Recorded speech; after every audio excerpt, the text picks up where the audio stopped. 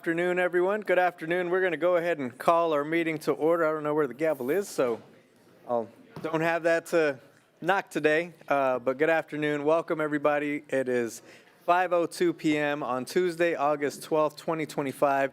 We'll go ahead and call our meeting to order. Good afternoon to all my board colleagues. Welcome, Dr. Stubblefield, Mr. Goheen, to all of our staff that are present with us, any guests that are with us in person or online. Welcome. Thank you for being with us. Before I continue, just a reminder, if you do need interpretation for tonight's meeting, we do have interpreters available in Spanish and in other languages. Please let someone know, one of our staff members know, and we'll make sure to get an interpreter for you for tonight's meeting. Si usted necesita un intérprete en esta tarde, por favor déjenos saber y le podemos ayudar con intérpretes en esta tarde para nuestra reunión. So again, thank you so much for joining us, everybody. We're going to go ahead and jump right into our meeting as we have lots to cover. So as we do at every board meeting, we'll read our board norms and protocols.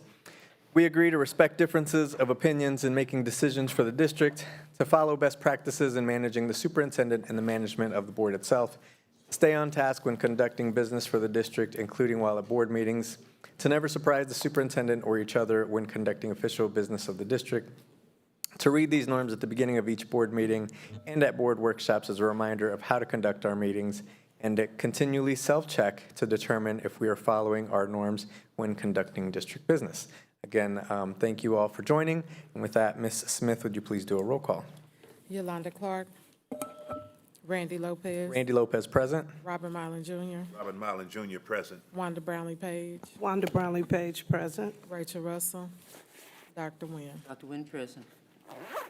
Thank you. Is there a motion to approve today's agenda? So move. Second. Moved and seconded. Any questions or discussion? Hearing none. Ms. Smith, roll call. Yolanda Clark. Randy Lopez. Randy Lopez, yes. Robert Mylan Jr. Robert Mylan Jr., yes. Wanda Brownlee Page. Wanda Brownlee Page, yes. Rachel Russell. Rachel Russell, yes. Dr. Nguyen. Dr. Nguyen, yes. Thank you, board. All right, first on our agenda is our organization of the board. Board, remember, we tabled the vote for the vice president. We will do that, take one vote today and see if we have an election of a vice president. If not, then we will table until the next meeting for another vote. So Ms. Smith, if you could please share the ballots with the board members.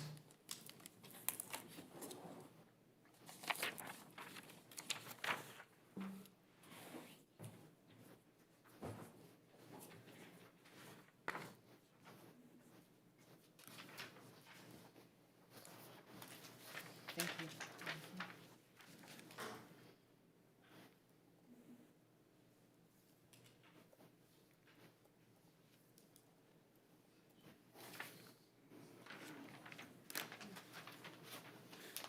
Board, I know your sheet says for president, but it should be election for vice president on the, but, okay.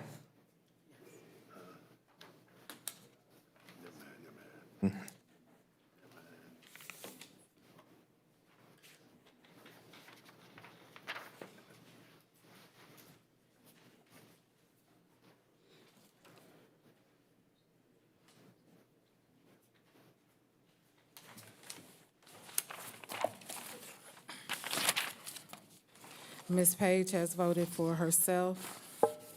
Randy Lopez has voted for Rachel Russell. Robert Mylan Jr. has voted for Wanda Brownlee Page. Dr. Nguyen has voted for Wanda Brownlee Page.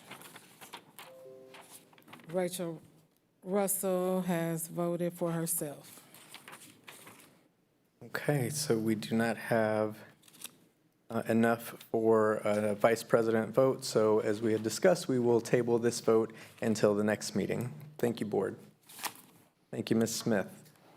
Okay, we will continue with our agenda. Next on the agenda, item 2, our community comment. Again, everyone is welcome to give comment. Please sign up with Ms. Smith the Monday at noon before the board meeting to make sure that you are on the agenda. As you come forward, please remember to state your name, and you will have 3 minutes once your time starts. You'll have 3 minutes to speak. I will let you know when you have around 30 seconds to go. I'll try not to interrupt you, but I'll let you know when you have about 30 seconds left in your time. And then I'll let you know when you are at time. We'll let you finish your thought or your sentence, but then we'll ask you to complete and stop at time. As a reminder, this is not a dialogue between the board and folks that come up for comment. You may give your comment and the board does not interact. A member of our leadership team will follow up with everyone who comes to present for community comment for any additional action items or information or any next steps. So you should hear back from a member of our team after today. So with that, I would ask, I believe we have Representative Melissa Orpeza. She is present. I don't know if she's joining us online. Representative Orpeza, are you with us? Yes, I'm here. I'm online. Good afternoon, Representative. How are you today? I'm good. Thank you for having me. Let me know when my time starts. Okay, I believe you can go ahead Can you and hear get me? started. Yes, go right ahead. Thank you Okay, for joining us, sorry. Representative. Okay, thank you again. Thank you for having me. I wanted to bring something to the attention of the USD 500. There is a Covanta/Reworld who is asking for a special permit. They did have that meeting last night with Urban and Planning Commission. It was tabled for 30 days and will be revisited next in 30 days to see if they can get that special waste and hazard permit. I am in strong objection. I've been working with Rise for Justice for the last about 3 years, changed the name just recently, but this type of plant, or this company, in fact, has had several issues in other states. We, as you know, Wyandotte County is 104 out of 105 in health statistics here in the state of Kansas. I'm very concerned that this has not been properly investigated nor vetted, as well as I'm worried about the increase in traffic. They estimated about 30 more semi-trucks down in Armadale. As everybody knows here, the majority of those kids that go to John Fisk do walk. There's no busing services, so that's at great risk, great concern for me as well as the environmental impacts and the health of our children and our next generation. How can we honestly ask them to live in Wyandotte County when we are continuing to put kind of environmental harms on them? I just wanted to make sure that I am open for anybody who'd like to come and talk with me and speak about this in further depth, provide them with education. I also wanted to let everybody know that, cuts are coming from the federal level for Medicaid and Medicare. Having these types of industries in our county is not good overall. I think there is a way for corporations to work with communities like ours in Armadale. However, I just don't believe this is the one. They've had several complaints. There's a city over in Missouri that's had noise complaints, and this is about a year and a half after they've done their waste management there. It's one of those things, once the horse is out of the gate, it's hard to get anything done after that. Unfortunately, not good neighborhood partners, and a lot of misinformation going around and misstatements. So I just wanted to make sure to put that on people's radar. And like I said, I'm more than willing to talk with people in more depth. I know there's only 30 minutes here, and willing to meet with community and hoping that I could lean on parents, community organizers to get this hopefully stopped to where we don't have this in our neighborhood and especially in Armadale. Thank you. Thank you very much, Representative Orpeza, and you beat your 3 minutes, so great job. And you are always welcome at our board meetings. Thank you for joining us today. Next on our agenda, Ms. Carmen Orpeza.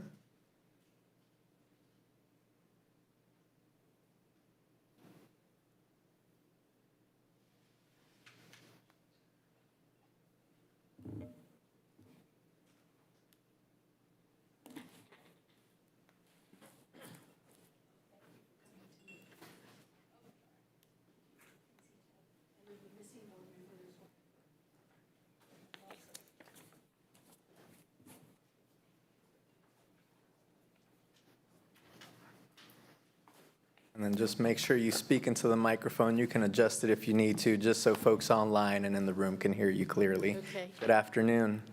Hi, good afternoon to all of you, and thank you very much for allowing me to speak. And first and foremost, last night's meeting that those of us concerned about the problem that Melissa has just discussed already initially given you the ground information, which I appreciate, because 3 minutes is not much time. So I want to thank the gentleman that was there with us last night. I apologize, I didn't get his name, but there was a man there with us last night. Doug, he just walked in, sorry. And we truly, truly do appreciate him being there to support us and to support the neighborhood and those of us that live in Armadale. You have in front of you the document that I presented last night. And, but the part that, this is what I gave to the commission last night, the Planning and Zoning Commission people.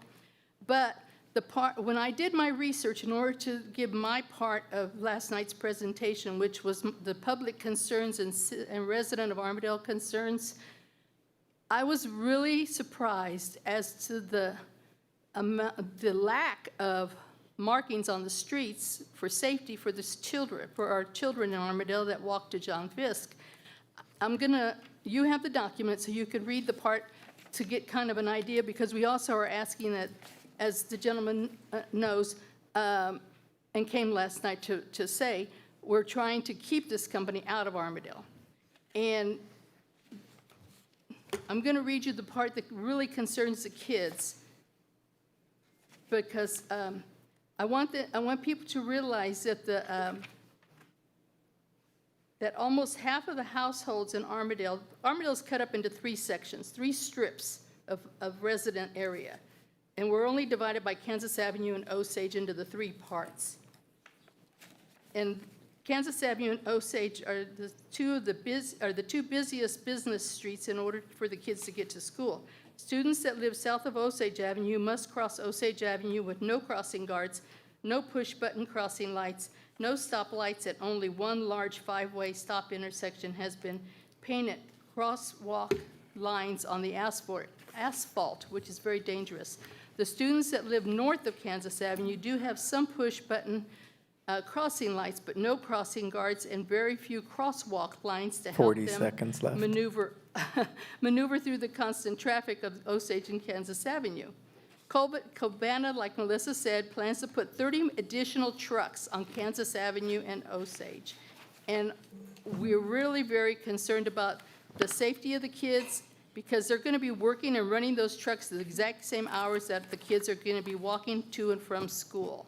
And then we also have the buses that come for the middle school kids, the buses that come for the high school kids, and the buses that go in and out of Armadale, constantly bringing kids to the preschool, which is Morris Early Childhood Center.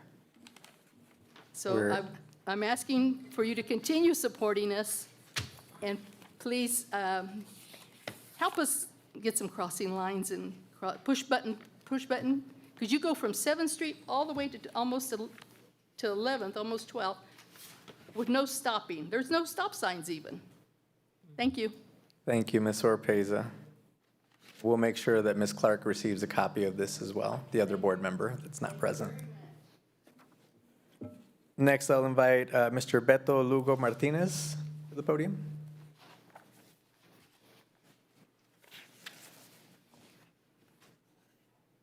Good evening, board members.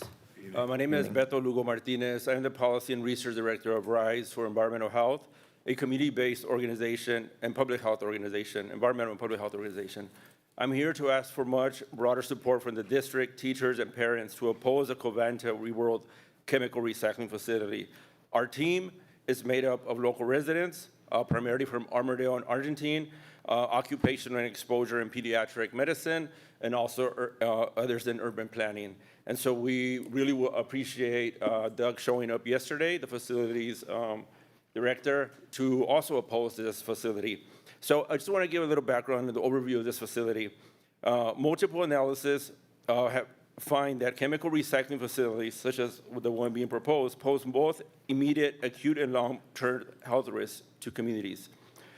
Immediate acute means fires, explosions, chemical spills, and releases, increased heavy-duty truck traffic, and noise can pose risk of injury and death.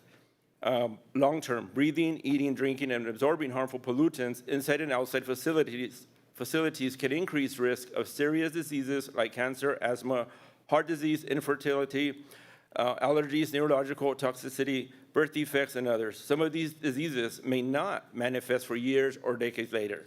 While everyone who is in these facilities is threatened by these harms, some people are made more susceptible by their biology, social factors, and social inequities, as is very evident in communities of Armourdale that lack the infrastructure. Also, workers are also impacted, right? And when we think about workers that also live in the same communities, potentially can bring those contaminants home to their children. The students are being educated at John Fisk or Morse Elementary and others across KCK.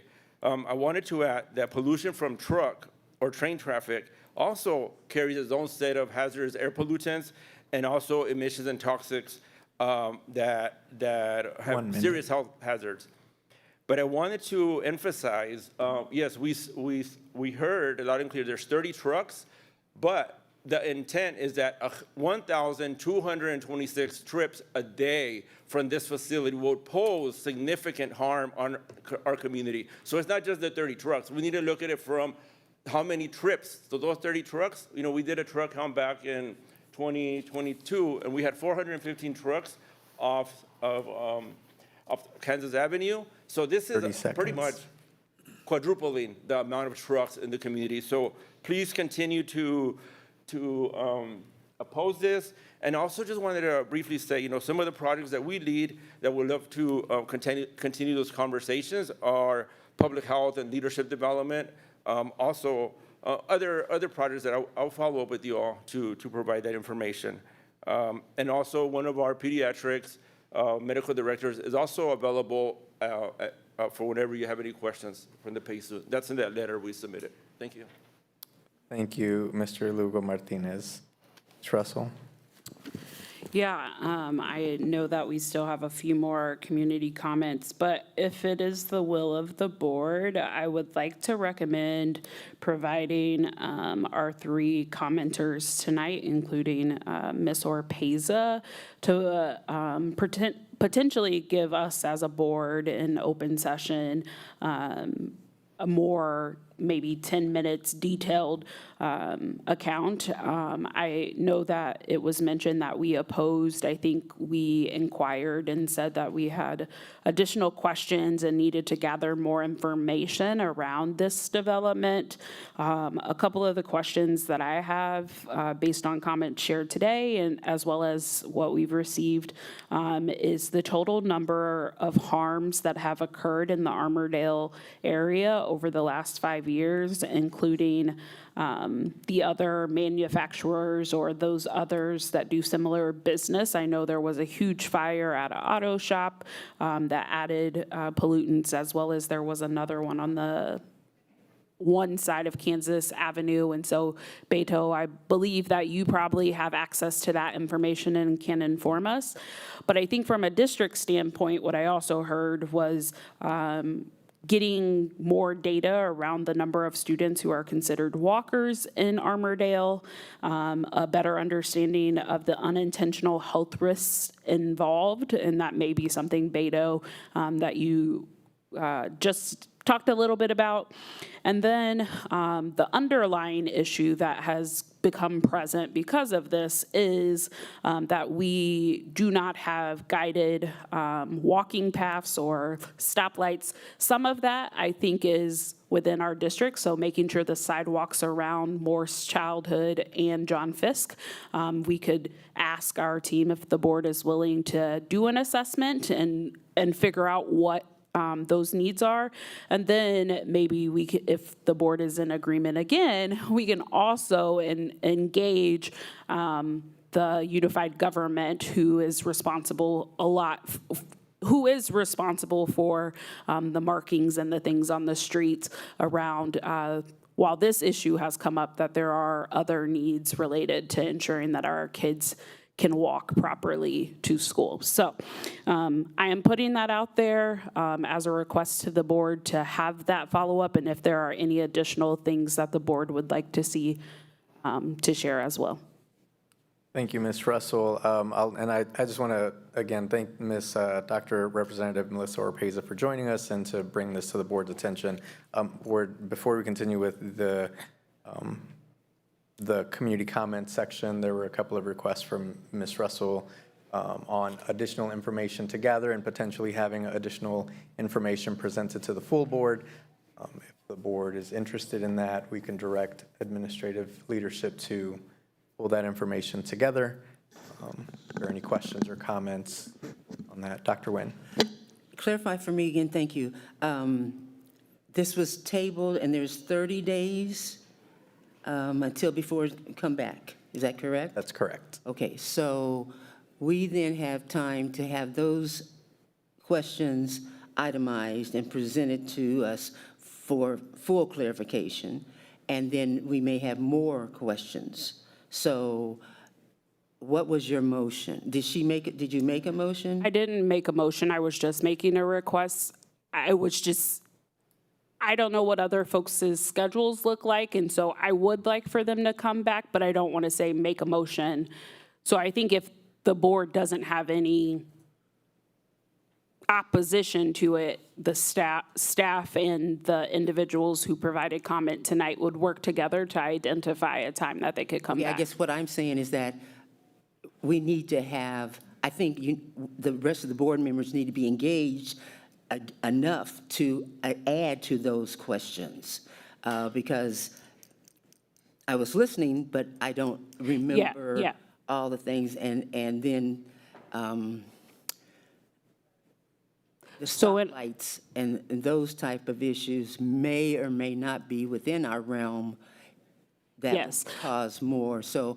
But I want to be able, so what I'm saying is to give direction or to give approval for us to, we advocate, like at the Capitol, we could go advocate on our behalf and the welfare of our students that we need more. It's similar. No, I'm not disagreeing with you. I'm just saying it needs to be broadened. Yeah, It needs to be broadened sure. so that we all take at least a week to expand for more information. Right.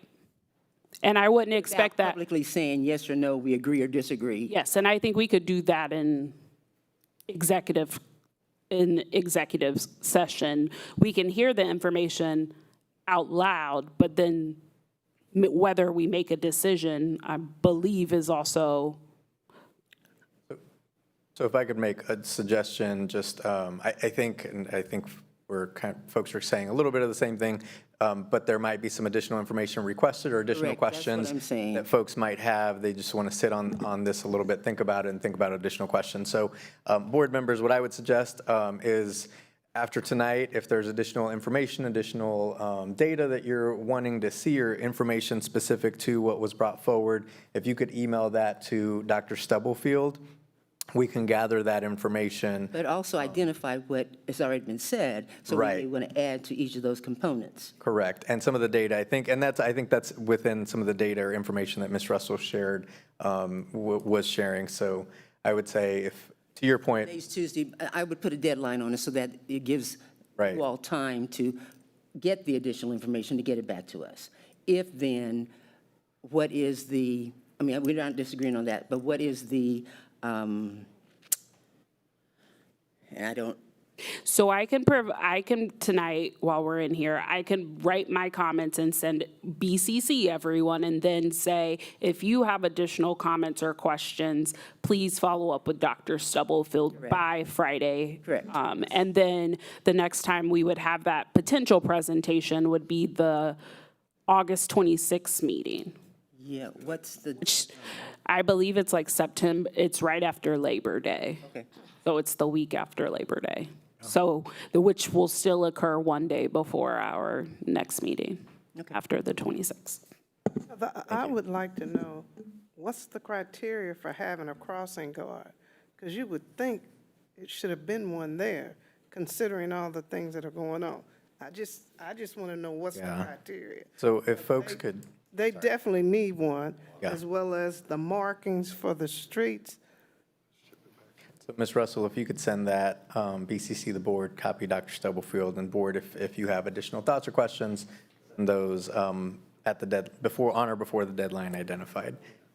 Thank you. We're going to continue with community comment. Next on our agenda is Mr. Dom DeRosa.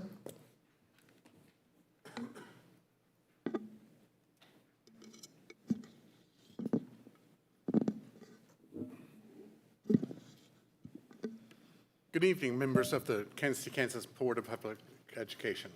Let's stop for a second.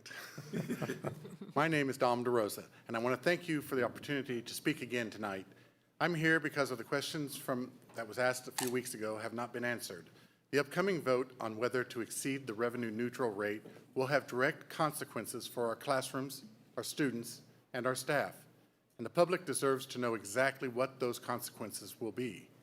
We've heard general warnings about financial risks if the board does not exceed the rate, but the community needs some specifics.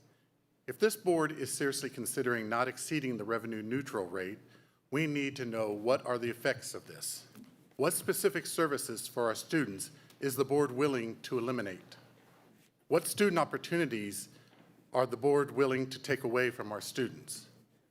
What jobs held by the people who educate and support our children are you prepared to cut? This is not just about numbers on a spreadsheet.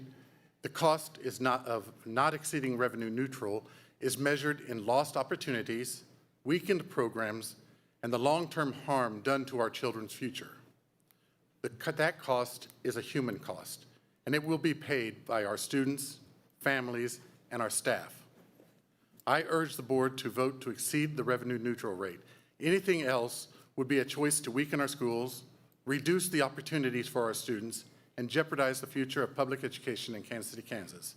Short-term political or fiscal pressure cannot be allowed to dictate decisions that will affect the entire generation. Our students cannot wait. They need you to act in their best interest. And I thank you for your time. Thank you. Next on our agenda, Ms. Courtney Irich. Courtney here or online? She provided written. Oh, she submitted written. Okay. Board, you should have that in your email. Thank you, Ms. Smith. Thank you. So you should have that email in front of you. It's on the agenda as well. Let's see. She asked for. That's right. That's right. We have it.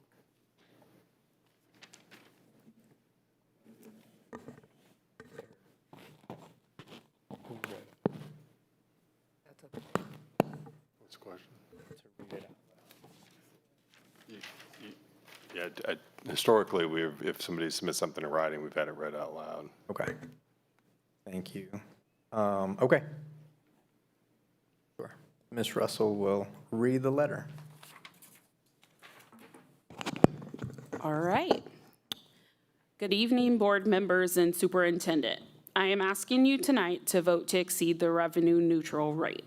Doing so is not about raising taxes. It's about protecting flexibility for our budget and ensuring we can meet the needs of our students without rushing into cuts that will harm our schools and community.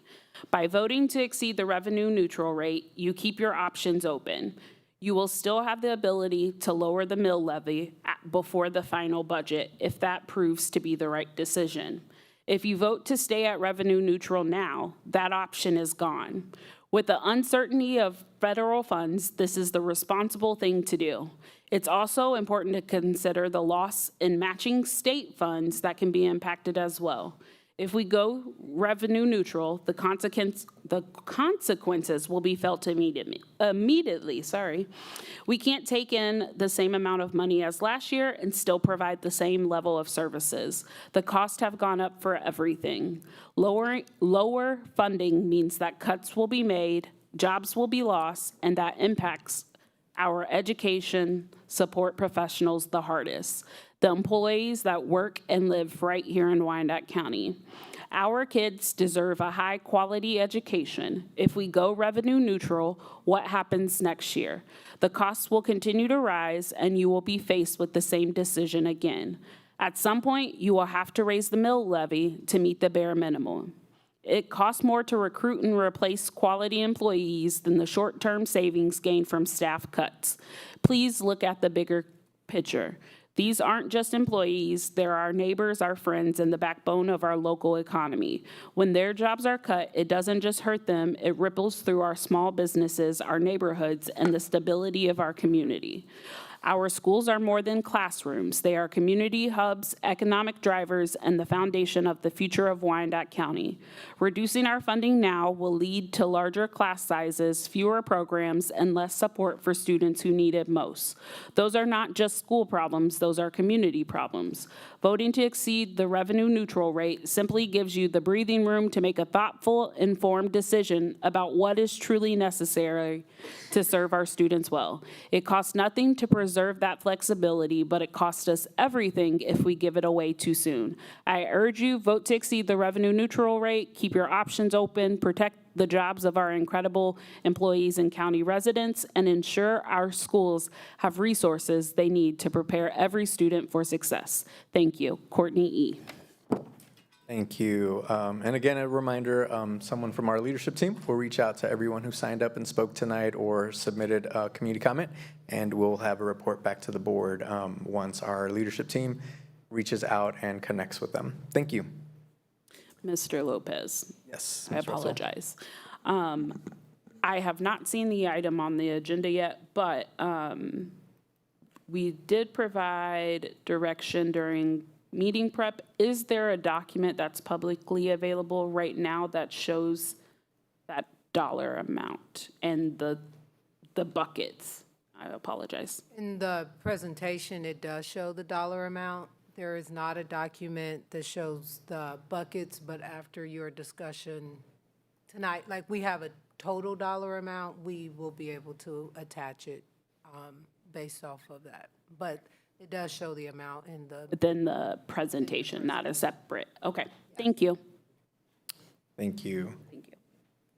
Okay, moving on to the next item, consent agenda.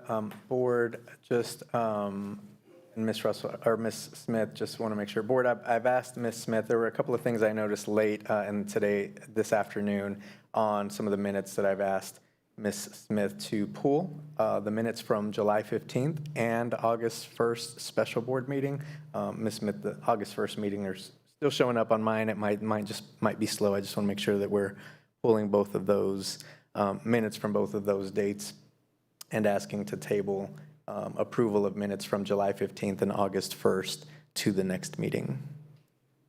Dr. Nguyen? I forget which order we set aside before the motion or not, but I'd like to set aside, well, I have set aside E, G, H, J, and P.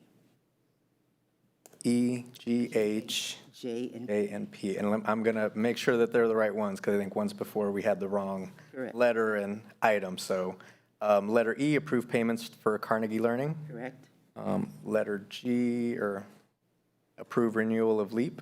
Correct? Okay. H, the Bright Arrow. Correct? Okay. J, the Zello contract. Correct? E, P, district grants. okay, Okay. grants, yes.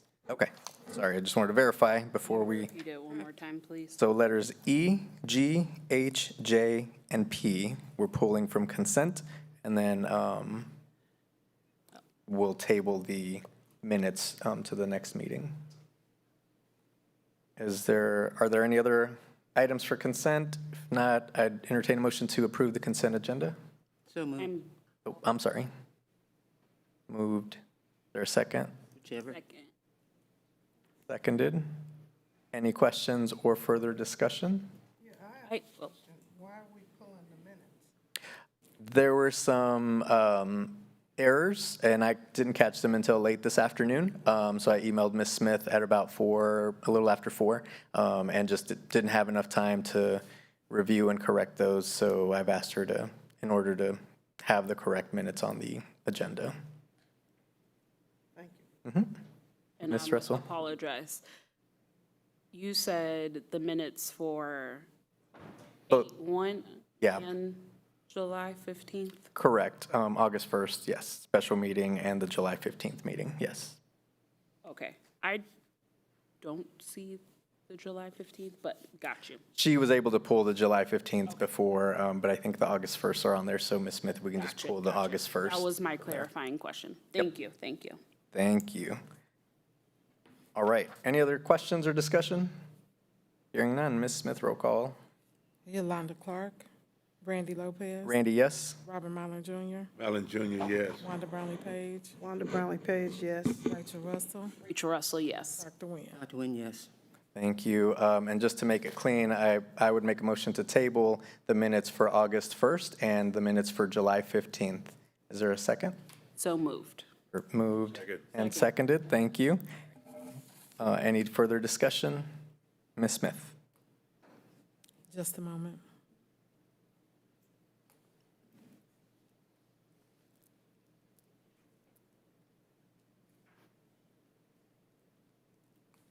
Yolanda Clark.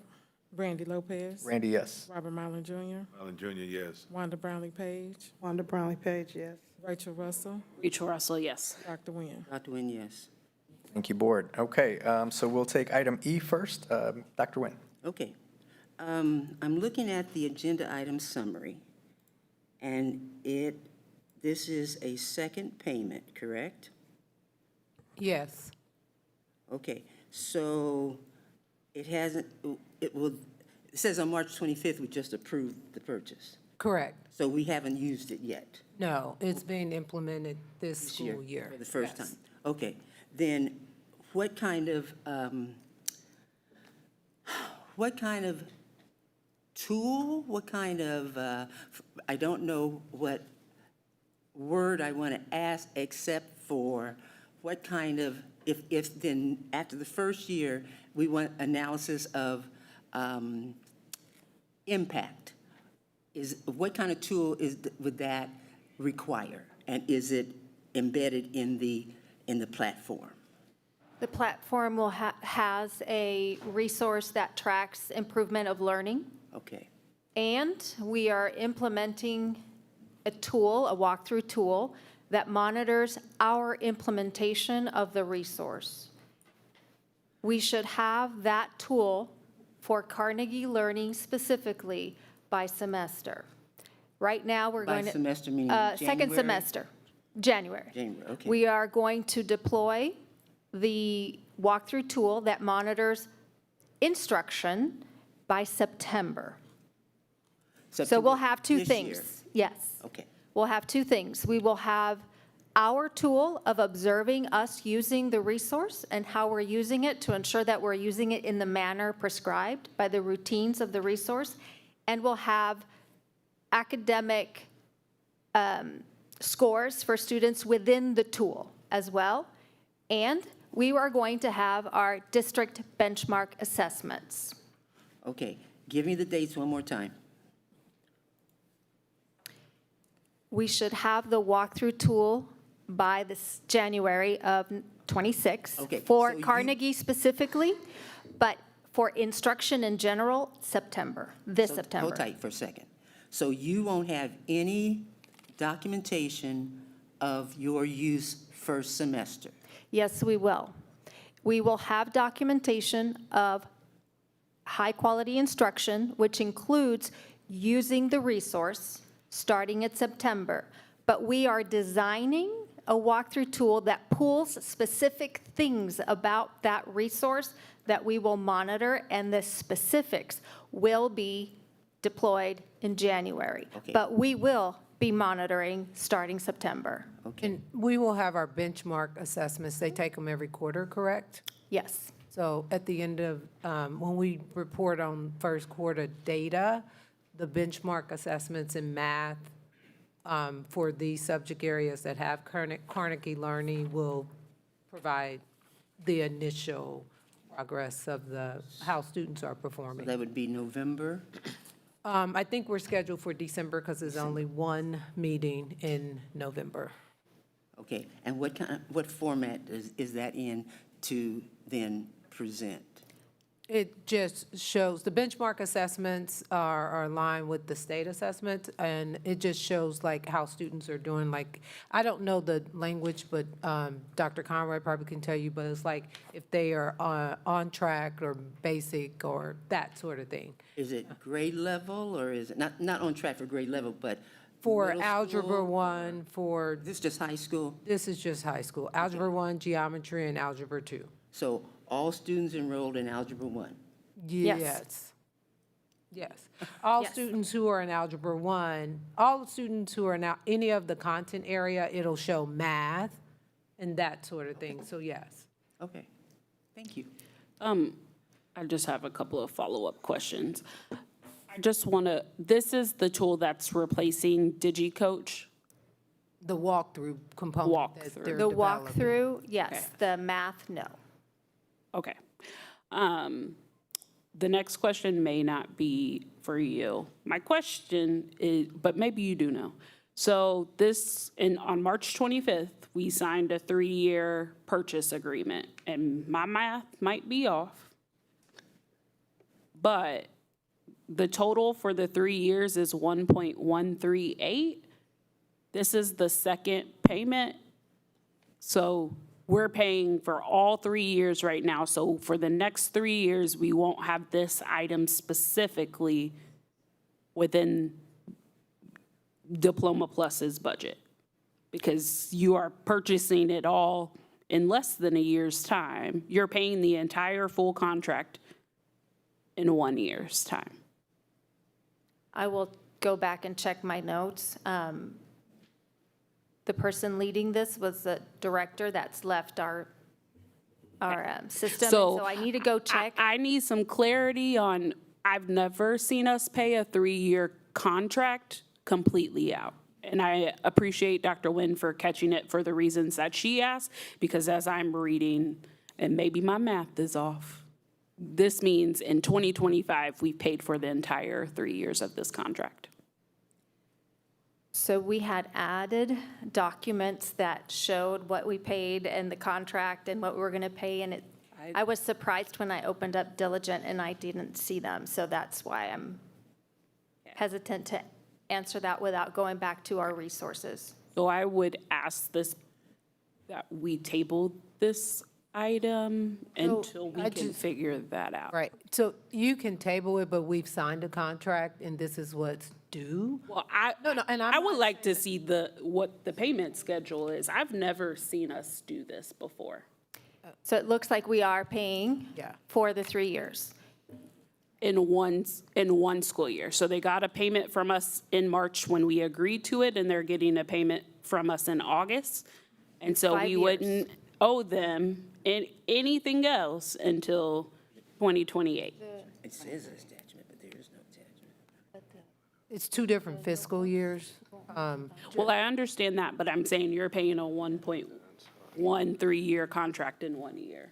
And that's, historically, we break it up year by year. That is not my words. That is somebody else's words. Yeah, and I think when it was presented, they said that we were paying it like this because of the savings, because Yes. and so that, when it was presented in March, that's how, And I don't mean to argue with you, but I remember us having this conversation because we had a whole conversation about why we're replacing DigiCoach, and we just inherited DigiCoach because that was the purpose of you building out something of your own because it costs cheaper. If I understand the context of the conversation we had at that time, the savings came from us creating our own system to track versus using another service. But it is 5:45, and I won't quote myself, but I will follow up with you. This does not just a replace point of DigiCoach. clarification, this is, so she shared that DigiCoach was being tracked. That's completely separate from this payment. This is actually the math resource. So I mean, and I think we can wrap back around it, but when she was sharing, we're building out DigiCoach, that's not directly related to Carnegie Learning. Carnegie Learning is like Algebra 1, Geometry, and Algebra 2, and I don't remember what math we had previously. Which Big one? ideas. Big Ideas. So it replaced Big Ideas. DigiCoach in the building now, when she was explaining, we'll have it built out specifically for Carnegie Learning, and the savings it has nothing to do with that total amount. I just want to clarify that in case people were connecting the two. Okay, that's helpful. Thank you. Thank you. Additional questions on item E? Not, we'll take item G. So, I'm sorry. Circling Ms. back, Russell. I'm still processing. So those documents that she said, we will see them in a version, Would- or? Yeah, I'm not sure why they're not showing. Okay. Because they were uploaded. We Thank can you. try to figure that out. No, I can't get it to open. Thank you. Yeah, we'll make sure that we get those. Nope, you're good. We'll make sure we get those documents available, make them available to the full board. Any, item G, the LEAP counseling, Dr. Nguyen? Okay, my question is, let me find G. Is the contract is from July to July? Yes, they also serve students during summer learning, so it runs from July 1 to June 30th, Okay, roughly. that was my Yep. question. What do they do in June and July? They do like July 1 to June 30th, yeah, so our year. She said, what did they do? Oh. During I summer apologize. enrichment? Yeah, so no, they don't serve during July, but we do get a bill. We get their June bill in July, and because it's grant funded, it comes to us in July. So Okay, it's- so, go ahead. I was just gonna say, it's paying for services in the previous month. From the Oh, previous okay. month, yes. All right. Thank you, that's the only question I had. Okay, Any other questions on G? That was G. All right, let's go to item H, Dr. Nguyen? Again, the last, just how is this contract, I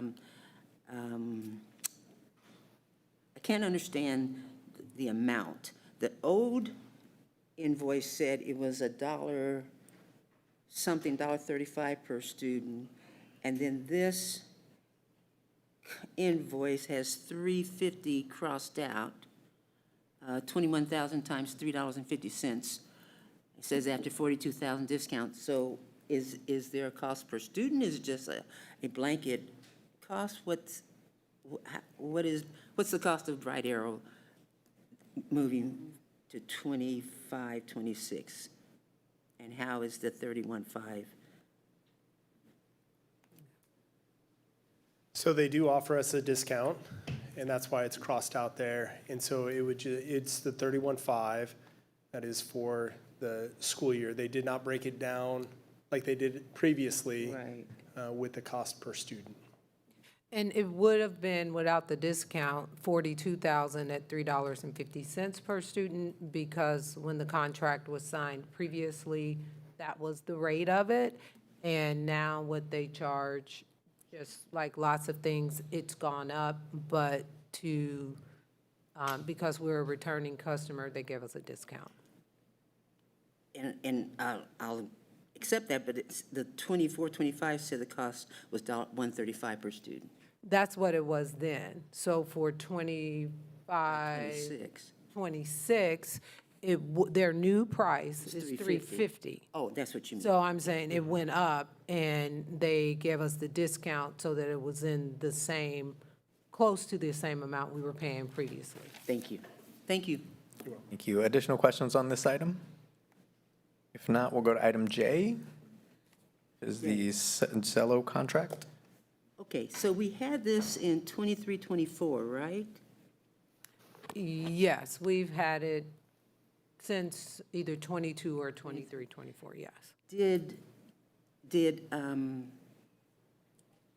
assessment team, I can't think of it, KISA, did we get an item, and for lack of a better word, dinged because of lack of the individual plans of study? So my memory is that we did. So my question is, if we had this, what was the disconnect? If you can remember. I don't recall the feedback we got from KISA 2 years ago. 2 years ago. But since then, last year, we received the Copper Award for being on track on implementing the IPS with Zello. And this year, we've received the bronze, so we've increased our grade in that rubric. So we recovered, but so are we saying we didn't have it when we got the? So when I came, we had Naviance, and then there was a transition to Zello. And I don't think it had anything to do with the product that we were using. It was the actual completion of the information in the individual plans of study that got dinged. So it's not necessarily Zello or Naviance. if we moved to something else. It was more about the information that was in there.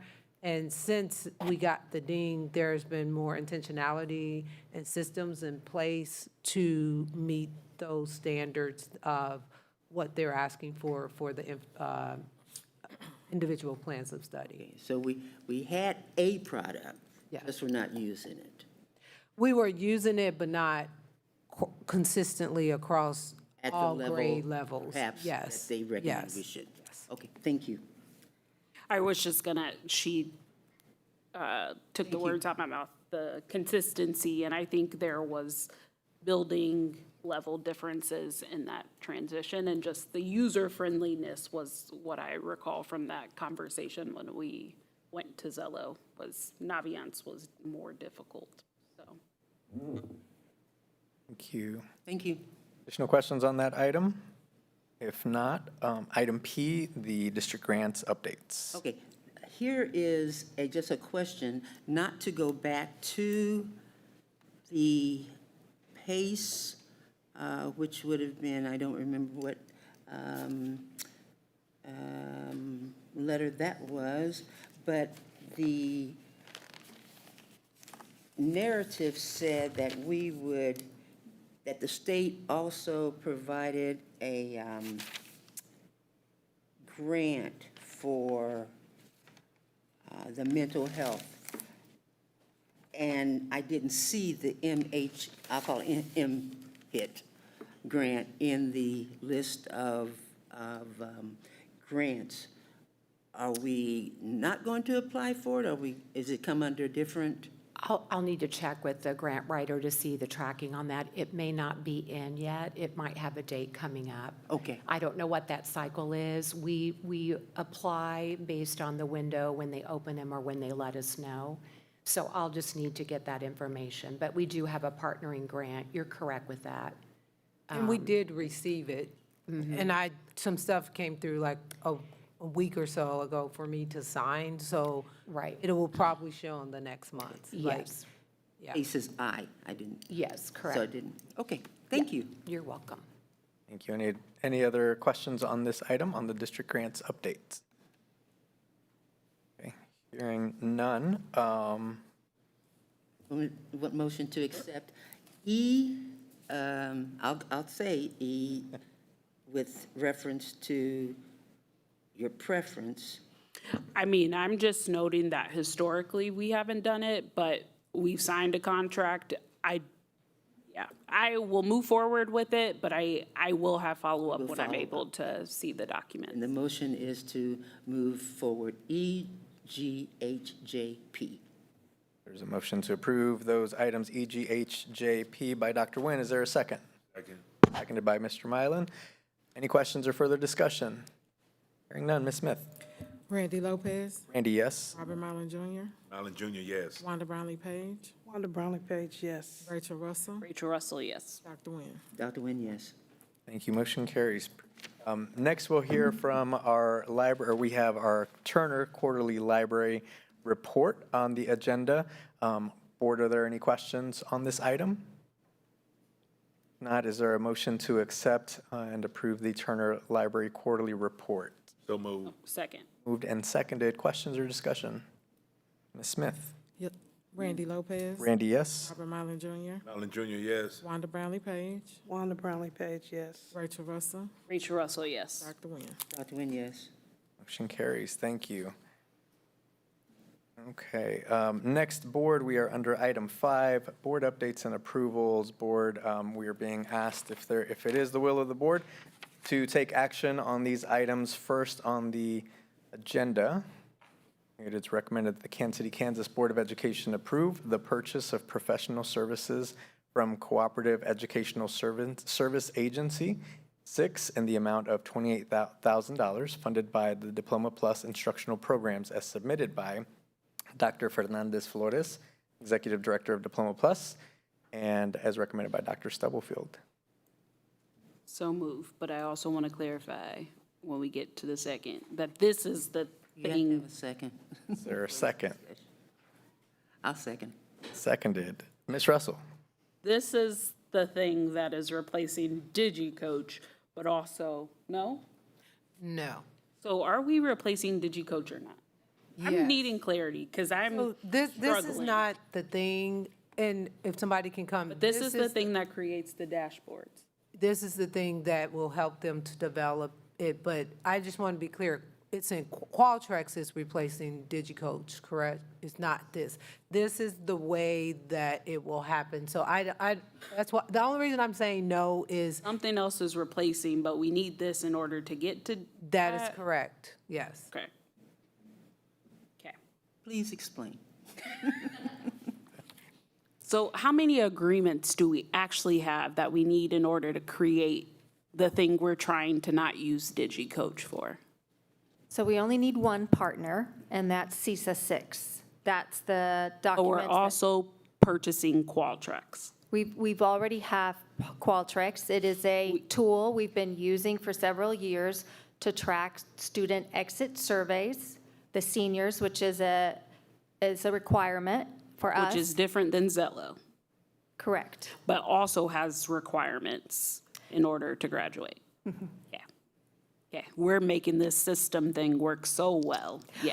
Well, we're trying to get to one tool Okay. that will do all of those surveys, and other departments are also using Qualtrics as a platform for surveys, and we're using them to be able to display data in a usable way, a dashboard.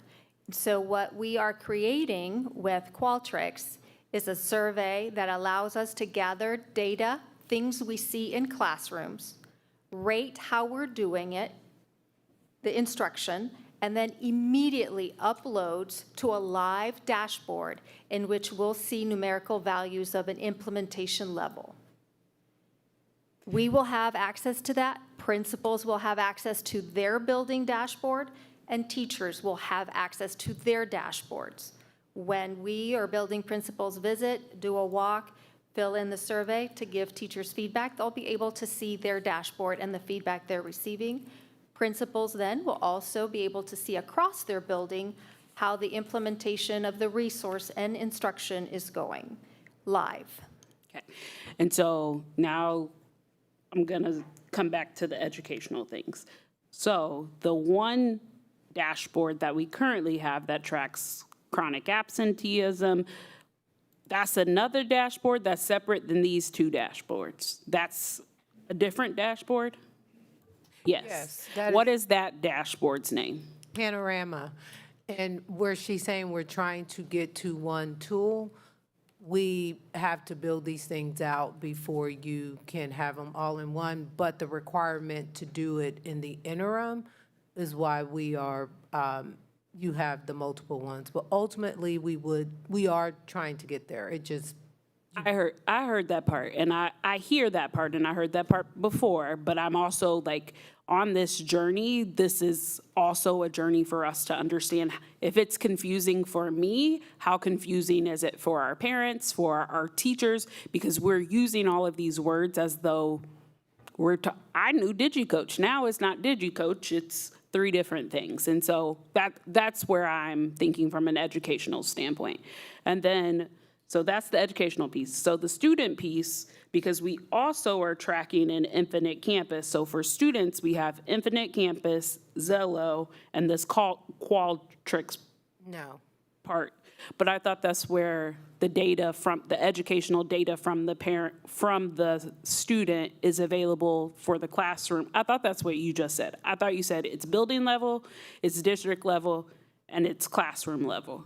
Right, but the students don't access Qualtrics. They can see the data dashboards if it's public, but it's not a platform for them to navigate. So it's not a platform for students or parents. Okay. Or anybody that's not an actual educator in the classroom.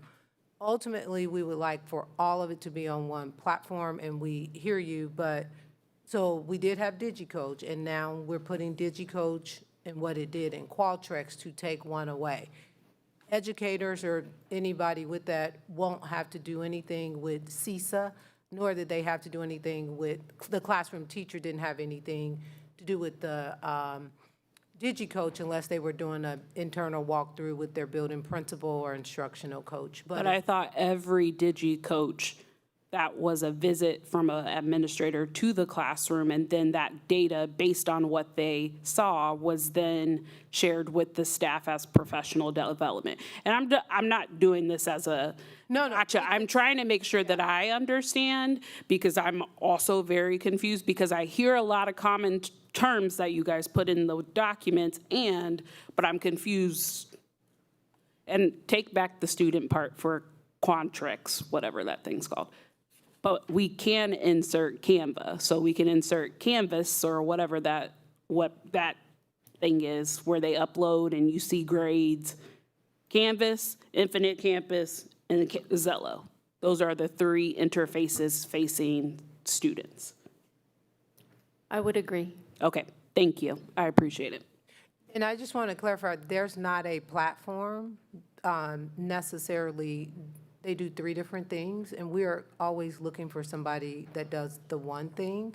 And when we find a company that does that, we will explore it, but they all do something different.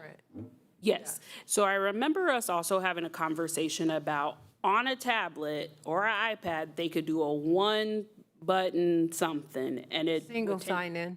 Yes. Yes, and that's an option. So with these 3 things, Yes. that's an option. Okay. Yes. Okay. Thank you. it's all in ClassLink. Yes. Yes. Okay. Thank you. Additional questions on this Mr. item? Lopez. Yes, Dr. Nguyen. So just help me understand, when you say you have, they will design and build 24 custom dashboards. Explain. Those are the views from the building level, views for teacher levels, views for district levels, so that everyone has their own view. We wouldn't want a teacher in room A to have access to the data from teacher in room B. And so we have to customize different dashboards to serve the stakeholder that will receive the information. We also are developing the walkthrough tool for each of our high-quality instructional materials. So when I go into a math classroom, I will be able to select math classroom so that the walkthrough tool that is zeroing in on the math routines we should be observing, we will be able to evaluate the implementation of those routines. When I walk into a science classroom, I will be able to select the science classroom that I'm walking into so that I can provide feedback on the routines that are specific to that science classroom. So as we are personalizing the feedback to the course that we're observing, we increase the number of platforms that we can visualize. So as a principal, I can look at implementation for the aggregate, all of the courses, or I can filter to just see my math courses. I can filter to see only my science courses. I can filter to see my English language arts. Okay, so within each device, depending upon the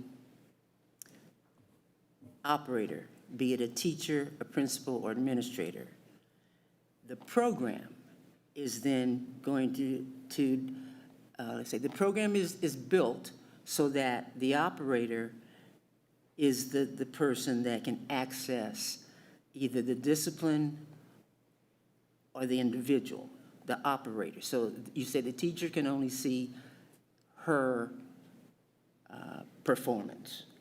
Feedback. Feedback. For the instruction. And the principal can see either the discipline, all the teachers that they are, the dashboards, the feedback.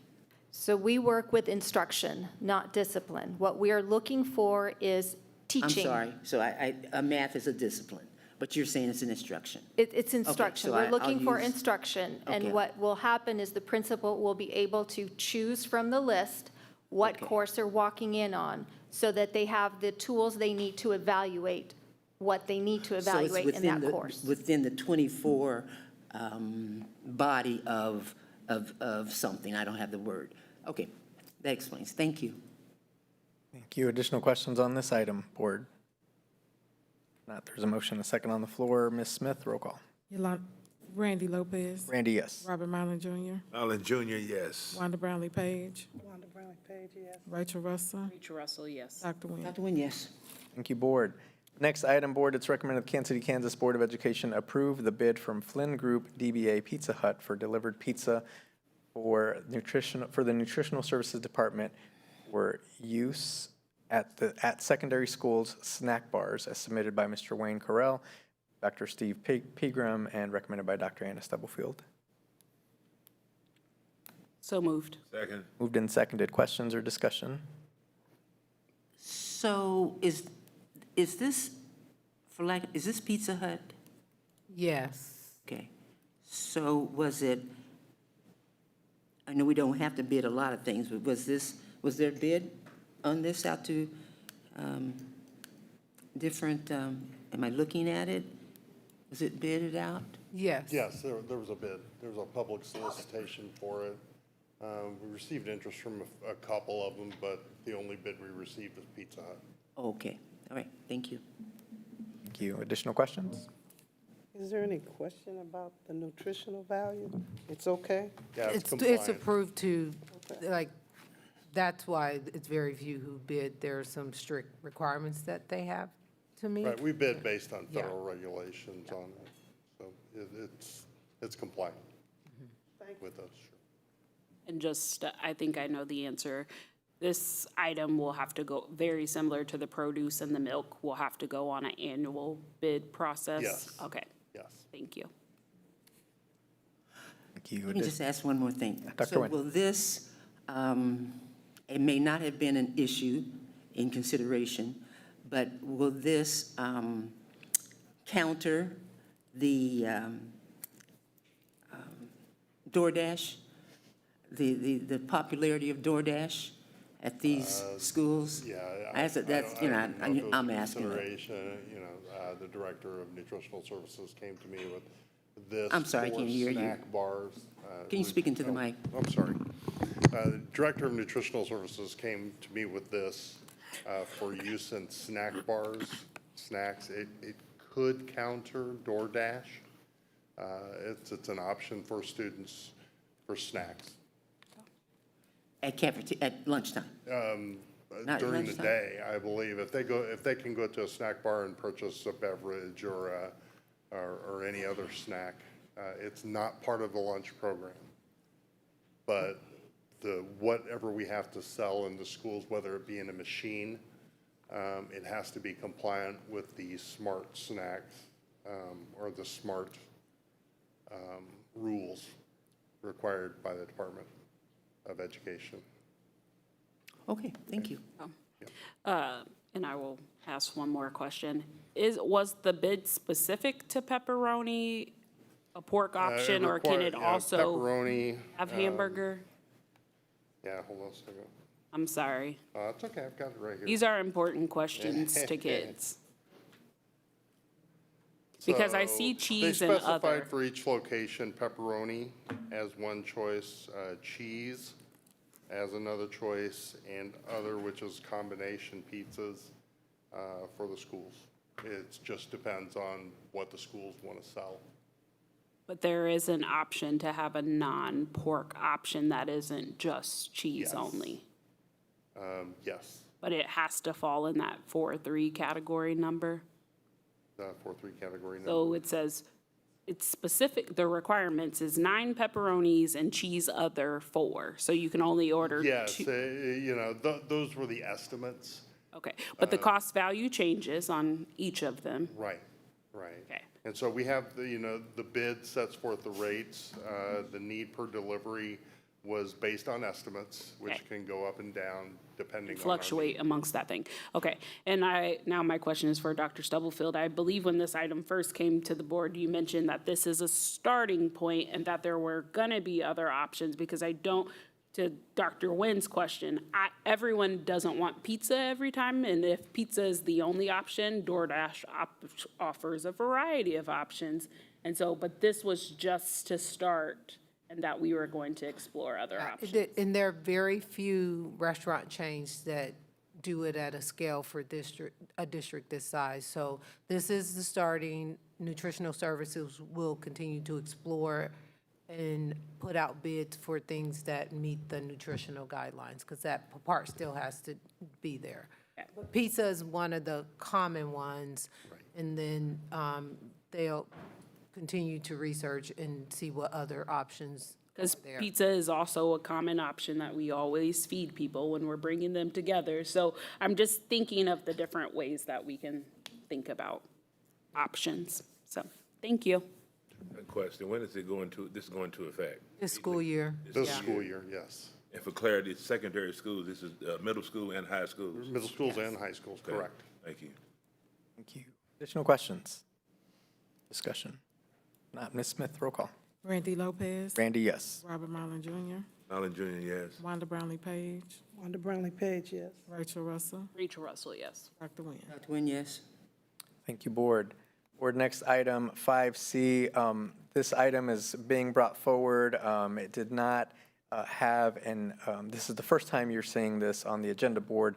Just wanted to make sure you were aware. But this is an opportunity that came forward that had some time sensitivity if we did want to move forward on this item. That's why it's being brought on today's agenda. But it is recommended that the Board of Education of Kansas City, Kansas Public Schools approve the purchase of 24 metal detectors from Sporting Kansas City in the amount of $24,000 as recommended by Mr. Wayne Carell and Dr. Steve Pegram and Dr. Anna Stubblefield. Dr. Stubblefield, is there any other context you would add to this item? No, we did provide some additional background in the end of the week. And if there are questions,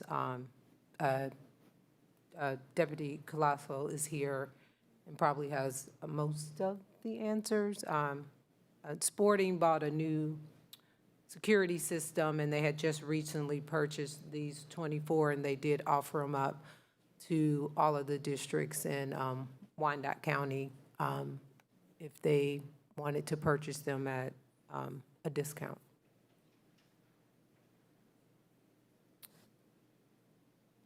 Is there a motion to approve this item? Move. Moved. Is there a second? Second. Moved and seconded. Any questions or discussion? Yeah, I have a question. and I'm Ms. sorry Brownlee I Page. mentioned it early. What's the longevity? How long, it's used material, but how long do we expect it to last? I would defer to one of the officers. But I think he can tell you how old some of the ones we currently have in our schools. Yeah, they're newer than the ones that are in our school. That's a really hard question to answer because they get everyday wear and tear, kids pushing against them, backpacks rubbing against them. We even have some schools where they get flipped over. And so, like the superintendent said, these were purchased at a very significant discount. The reason why is because Sporting Kansas City is having to upgrade everything from cameras to their detectors and whatnot in preparation for the World Cup. So I unfortunately can't give you a longevity date. We would like for them to last, 5 to 10 years. The reality is we'll be lucky if we get them to get 10 years out of them, but we're hoping that we have about 15 that are scheduled for replacement. And so this is going to give us a significant boost without spending close to $100,000 to replace all. So I just Googled, and it says the frequency of use, heavily daily use, is 5 to 7 years, is what Google tells you. So I think I don't know what the warranty is on them for that kind of thing, but it's about a 5 to 7 year span. And how long had they had them? Yeah, that's my question. 2 years. They have a how long? 2 years. 2 years, okay, that was my question. Additional questions or And discussion? that's 2 years of not everyday use, whereas we will be using them every single day once our staff gets properly trained on them. Thank you. Russell? So I shared this in board prep, and I will share it now. Based on the needs, I don't know that we need all 40 units based on what you all shared. I feel comfortable with 30. We're saying we need to replace 15 right away. We're saying in the next 2 years, we'll need to replace 11 more. That's 27. So it says and maybe I misunderstood what the how many we're getting. Yeah, I apologize. 24. It's 24 units. Is it 40? Yeah, I believe it's 20. That's just a typo on my part, it's 24. It said Okay. 24. No, well, in the end of the week document, that was a typo. No, the end of the week says we have 40 throughout our system, is that correct? I don't have it in front of me, but it's 24 that we're. Current inventory, so when you're saying metal detectors, current inventory, you're saying what we currently have is 40. Yes, if that's what was in the end of the week. Yeah. Okay. We're okay, purchasing okay, 24. That makes sense. Any additional questions? Yes, Ms. Brownlee Page. Sorry. And if you were to, how long does it, if something went wrong, how long would it take to get, before we were To get missing parts. some parts? Get parts. If we were missing some parts and it took a while to get the parts that we needed. So that's another difficult question to answer. These are a little bit more rugged units than what we have right now. Part of what we've worked out with Sporting KC is they have a technician who is going to train our in-house technician on how to service these machines. So that will save us a little bit of money in the long run. As far as ordering parts as needed, I honestly can't answer that question for you because I don't know how long it'll take to get. Looks like Mr. Correll has an answer.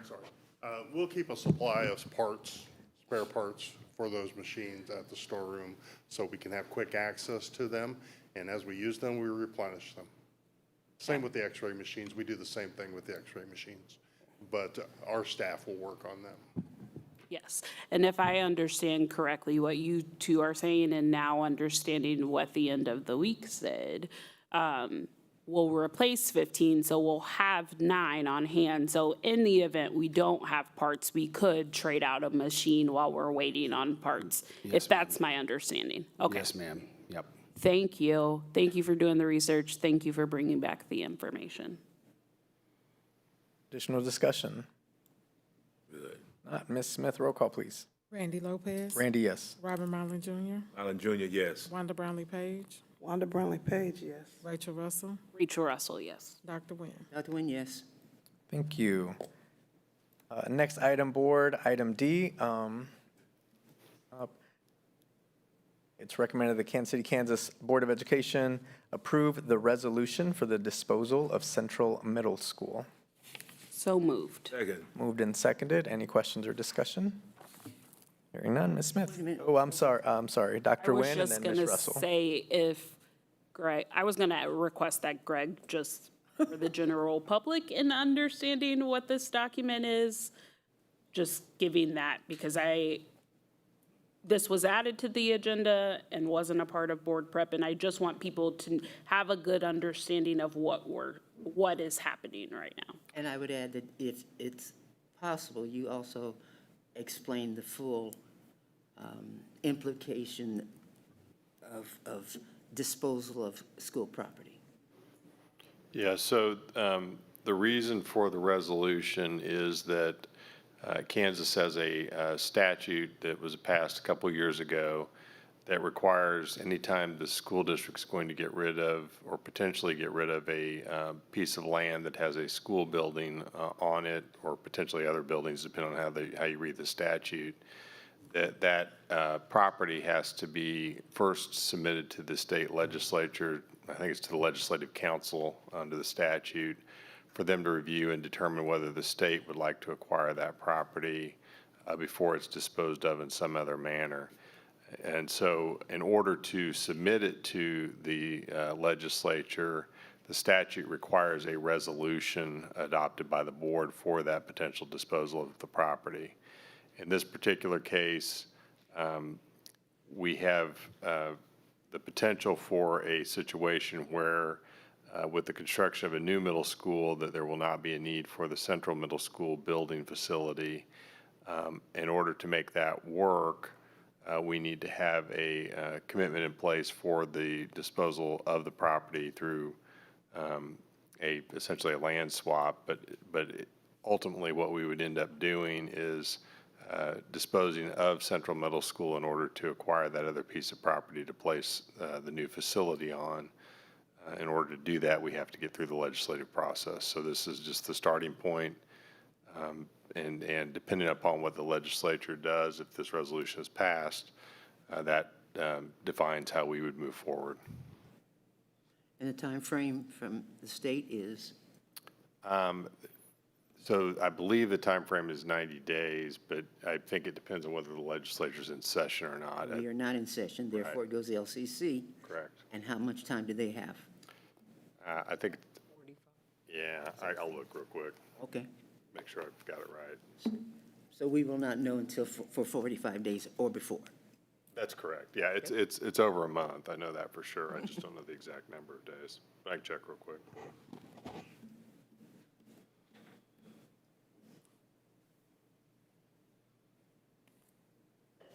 And while you're checking, if they say yes, if they say no, what does a yes mean? What does a no mean?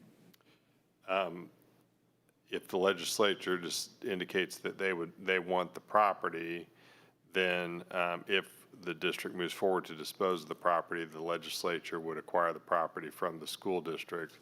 If they say no, they don't want it, then the district is free to dispose of the property however the board sees fit. Okay.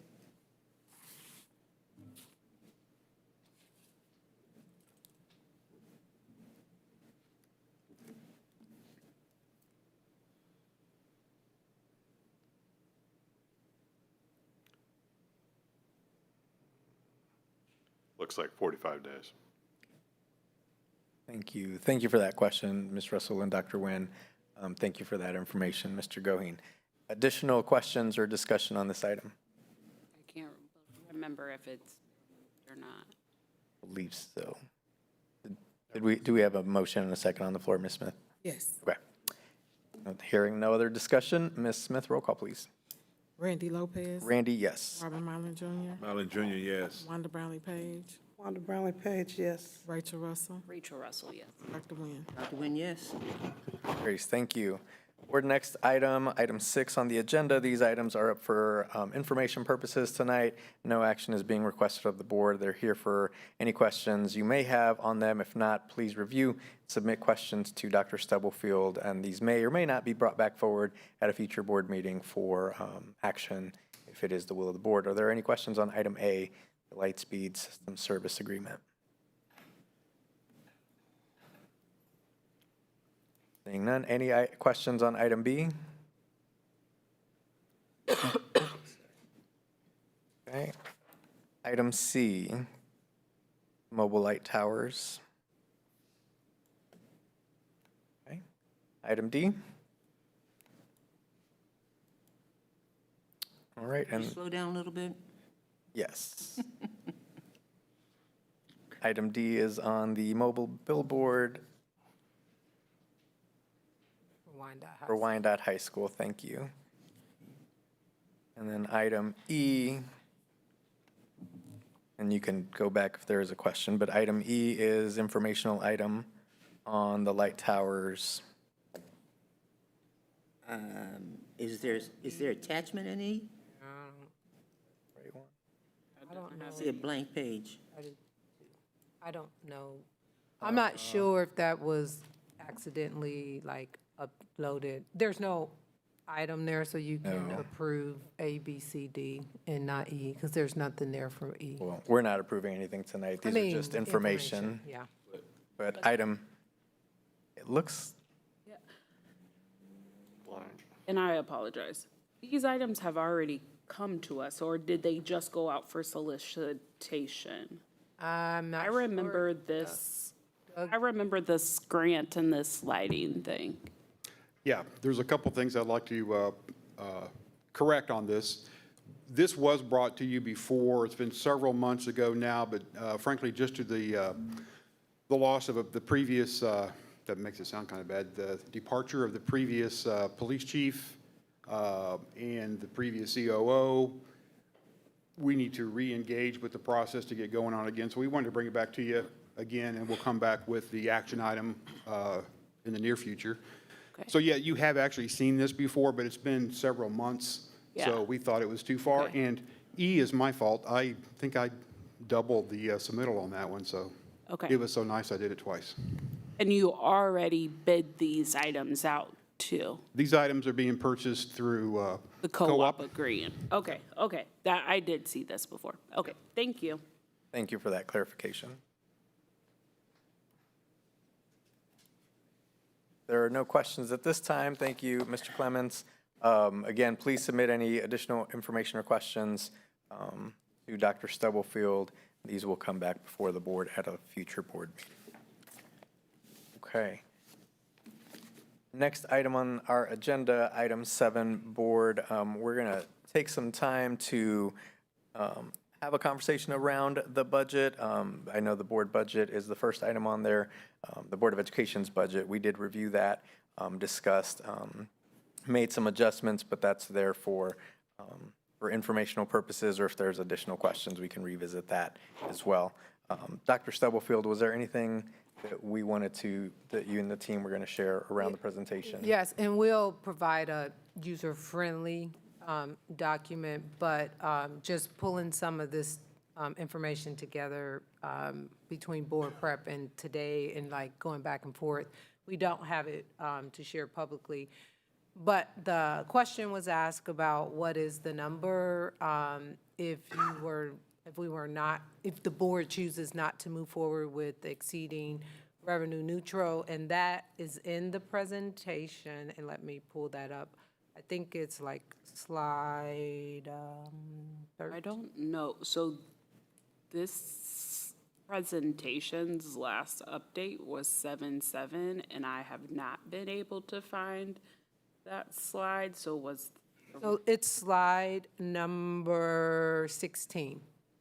So on slide number 16, it says scenario 1, revenue neutral, state aid increase only up to, if we go revenue neutral, it is up to or approximately $7.74 million that we would have to reduce in the budget. One portion is the meal and the other is the state aid and the match aid.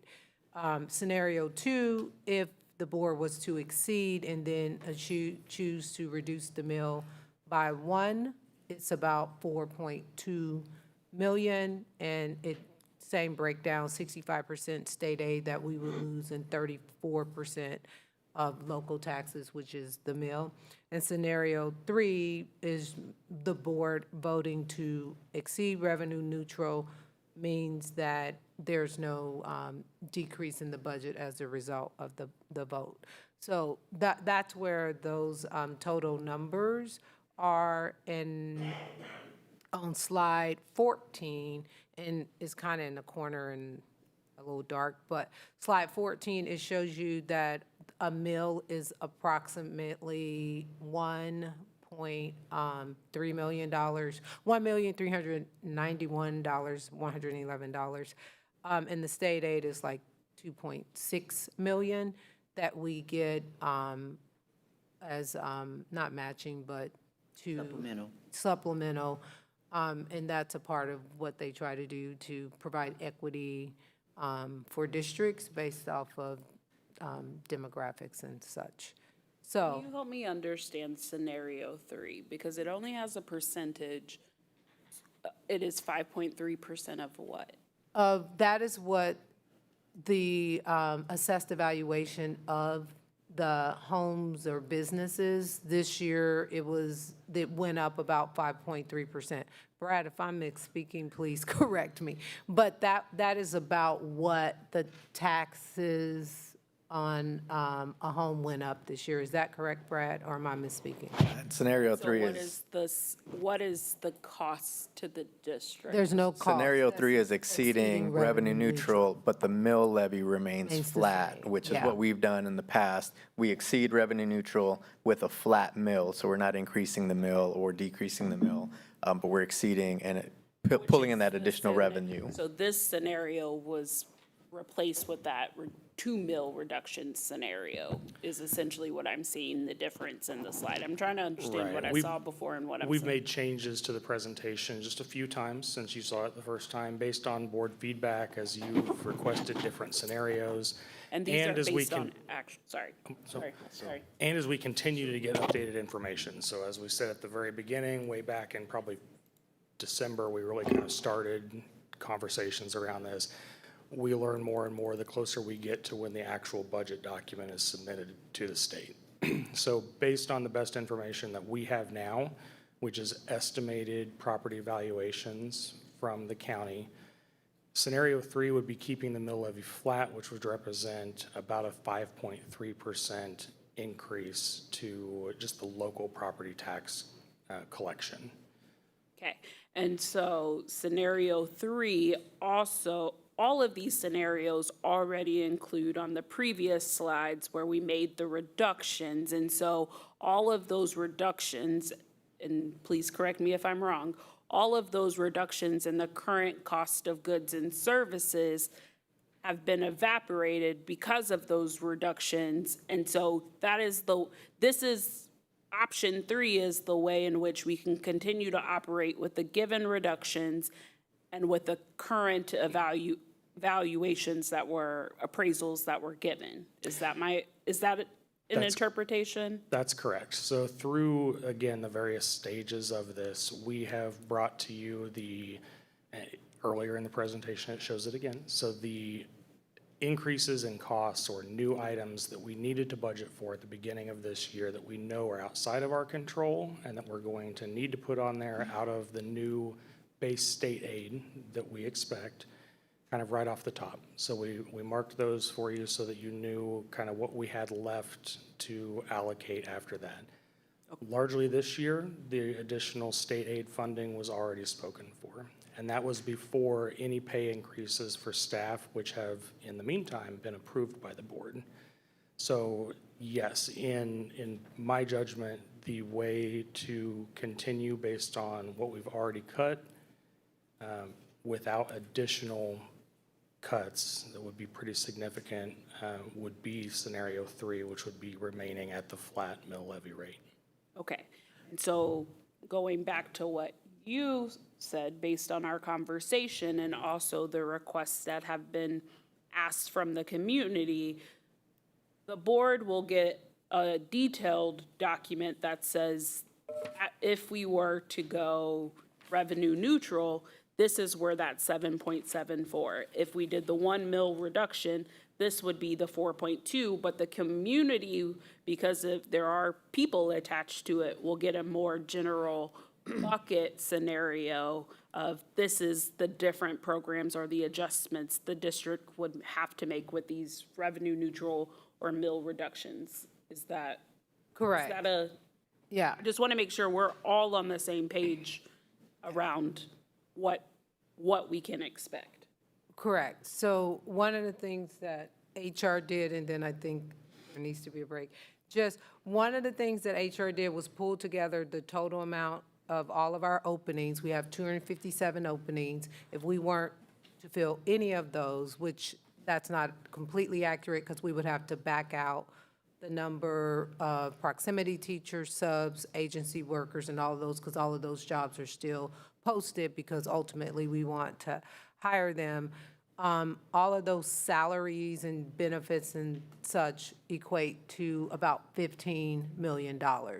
We now would need to back out of that with all of those things to get to what that is, knowing that all of those things will have an impact on delivery of services. If you were just trying to go with what don't we have hired and not impact current staff having employment, but maybe moving them around to fill some of those gaps. A lot of the things that are posted around special education and those sorts of things we can't not do that. So it would be like nurses, teachers, ESL I'm not really sure about. So there are certain things that now that we have all of those things, we need to back out of. And so we didn't want to put that out there without double checking on what's required and not. But I think we need a break. So, sorry, we're going to pause there, take a quick 7-minute break and come Before we back to take the a break, could I conversation. ask you, Brett, to clarify again, scenario number 3, current estimate, 5.3% is what of what? That was the increase that we have been given from the county. That is the increase to the property valuation. So that's across all property, commercial and real estate.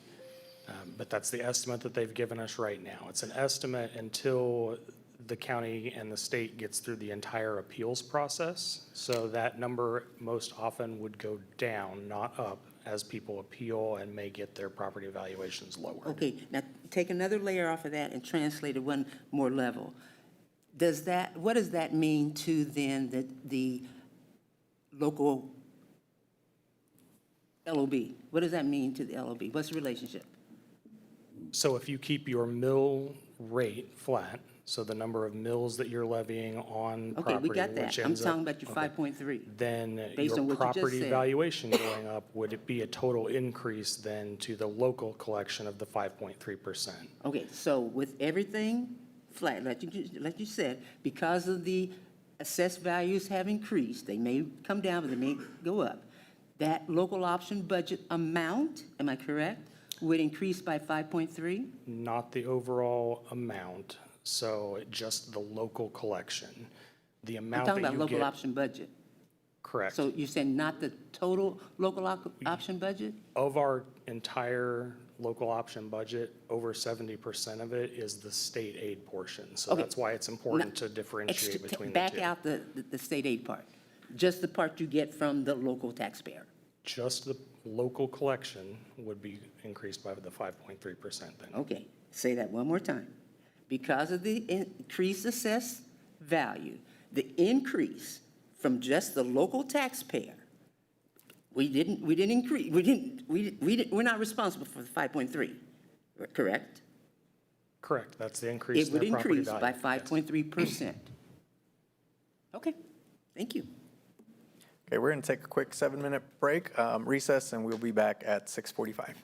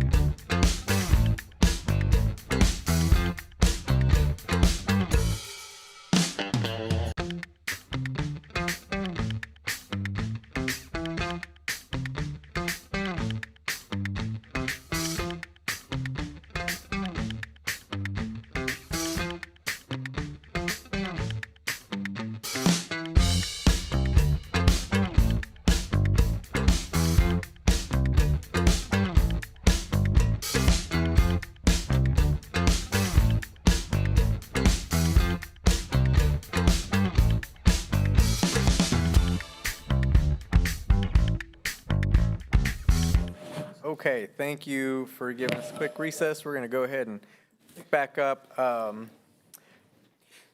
So just to add context, and we'll have this updated, for the positions, if you were not to include the ones that either have contract services, agencies, or a sub in them, then that total of the remaining open positions, and we'll have this, we'll put this on a document and give it to the board and the public. The total amount, if you did not fill those, would be about $9.2 million, but they spanned across every area, every department, and every level. Can you clarify that the 9.2 is the total of all 257, but you need to wean back? No, the 9.2 is 145. Those are the ones who are not filled by either a Contract sub service. or any contracted service. Yep.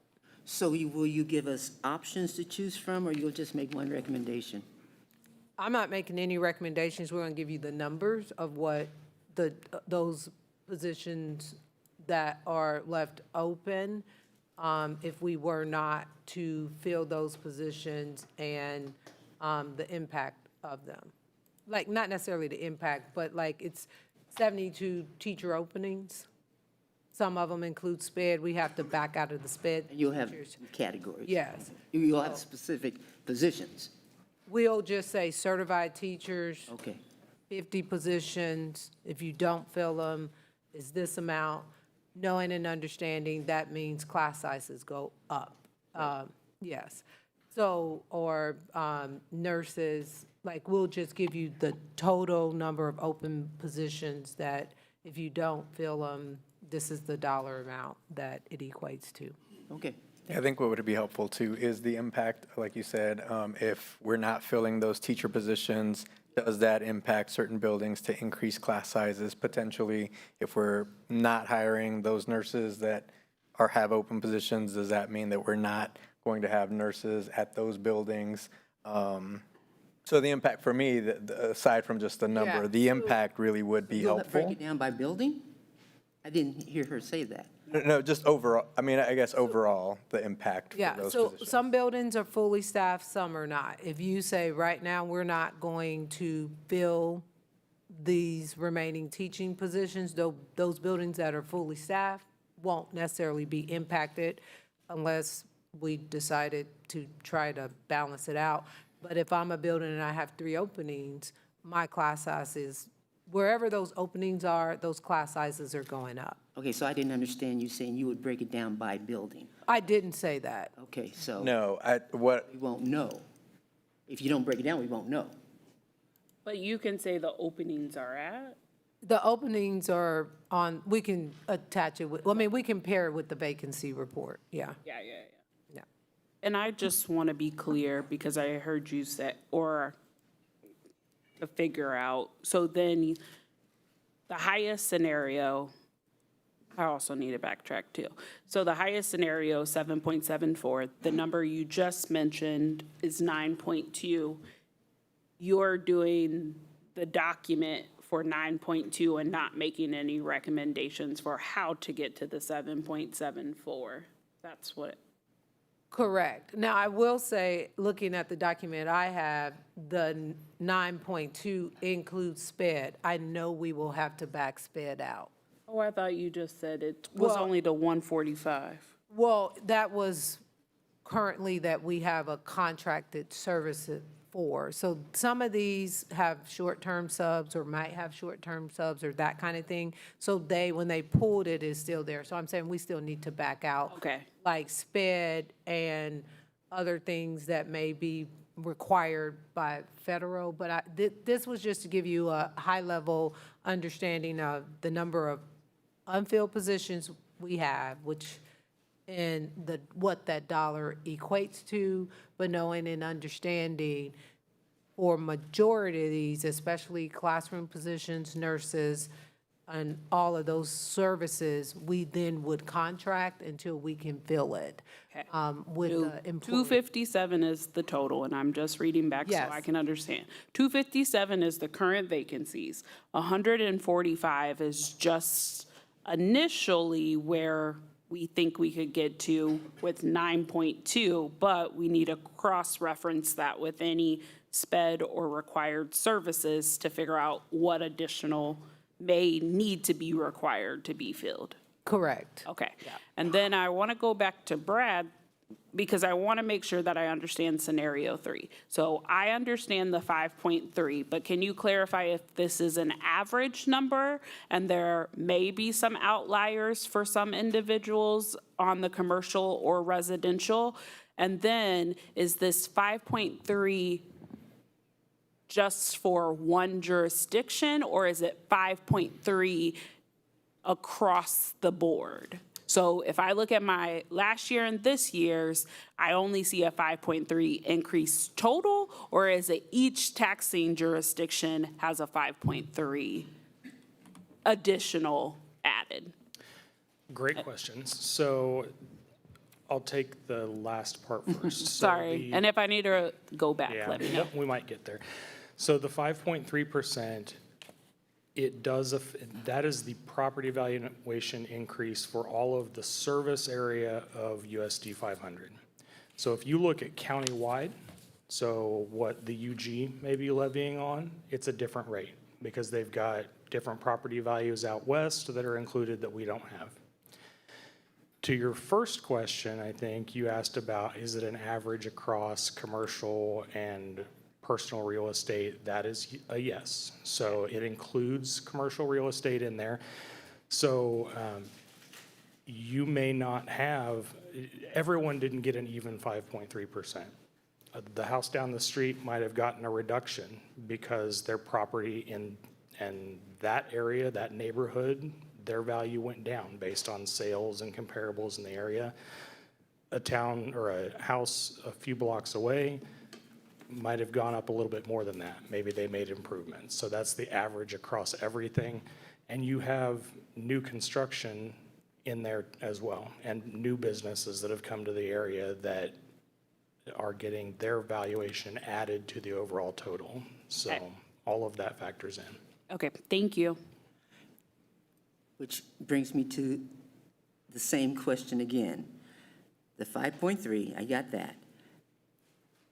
For all of our 3 levels, I mean, we have 3 assessments from USD 500. Where is that 5.3 on each or all? The 5.3% is on the property valuation, which is the base figure that each of those 3 valuations then is factored onto. So you start with the total value of the property. That's what went up an average of 5.3%. Then for your general fund, you've got a deduction based on what the state says. We take the bottom, I think it's 60,000 now, off of the valuation. So homes that are below 60,000 in value wouldn't have any valuation added to the total. That's for general fund. Then you have the local option budget, or supplemental general, also called, and all other funds that are included in that valuation are subject to any of the TIF districts or different subsidies that the county government has given to attract growth. So those valuations are typically higher, or excuse me, lower because of the projects that don't have to pay property tax or have some sort of rebate. Then last, you've got the capital outlay fund, which is not subject to any of the general fund exemptions or any of those tax incentives. So that's usually your highest valuation. But in each of the 3 ways that those are calculated, it's all based on the base total property value for our service area that went up to 5.3%. So a short answer, if I'm correct, and correct me if I'm not correct, a short answer would be the 5.3 is reflected in each of those somehow, unless you're less than 60,000, the property. Yes, that's true. Okay, thank you. Keeping in mind, though, that the 5.3%, again, doesn't necessarily mean everyone's property went up that. It also includes new construction, new businesses that have come to the area. You have to all of that. evaluate your own. It's the total valuation has gone up that Okay, much. got it. Thank you. Additional questions on the scenario recap or additional information that could be helpful on this? And I appreciate the conversation. I still would lean, and I know we don't have a vote for another couple of meetings, but really for me, it's understanding the impact if we were to go revenue neutral or even decrease by a mil and have to look for cuts to decrease funding, the impact that has on our end user, which is our students and our families. And so for me, I still am of the belief that I would be voting to exceed revenue neutral because I believe that that's what's in the best interest of our students and what we need to do for our students. And I don't think cutting 145 positions is the best thing to do for our students, but that's just my opinion. I know there's a lot that goes into this, but I still strongly believe that if I'm going to do what's best for our students and our families and our community and our district, revenue neutral or even decreasing a mill or any type of decrease would be a detriment for our community. I have a question. Mr. Mylan. Mr. Lopez, since you brought that up, so if board, if we vote not to go revenue neutral, you just mentioned, you gave a number, 145 positions, correct me if I'm wrong, will no longer exist, will have to be cut? I took that number from the current vacancies that potentially, I think Dr. Stubblefield and the team are going to go back and verify that, but that's the initial number, yes. Okay, and the B part, or another question, slide 12, not page, slide 12, I guess it's a page of 22, the district reduction already completed. So these have already happened. We've already completed these reductions. The ones that are in the presentation. Runs in the presentation. Yes, slide 11. 12 and 13. 11. Okay, that's with us not doing anything up to this point, any voting or any change of funding. So everything that's in this slide of positions, those were already reduced or eliminated in order to bring us not in the red based off of just increased cost, staff raises and that. So it's a combination of the state aid and the increased cost of things and that sort of thing. So yes, that was just to bring us. Okay, well, that gives me a segue to my next question. So if we do exceed revenue neutral, I lost my slide. Those positions we can reverse what has been already completed. No. In reduction, you cannot.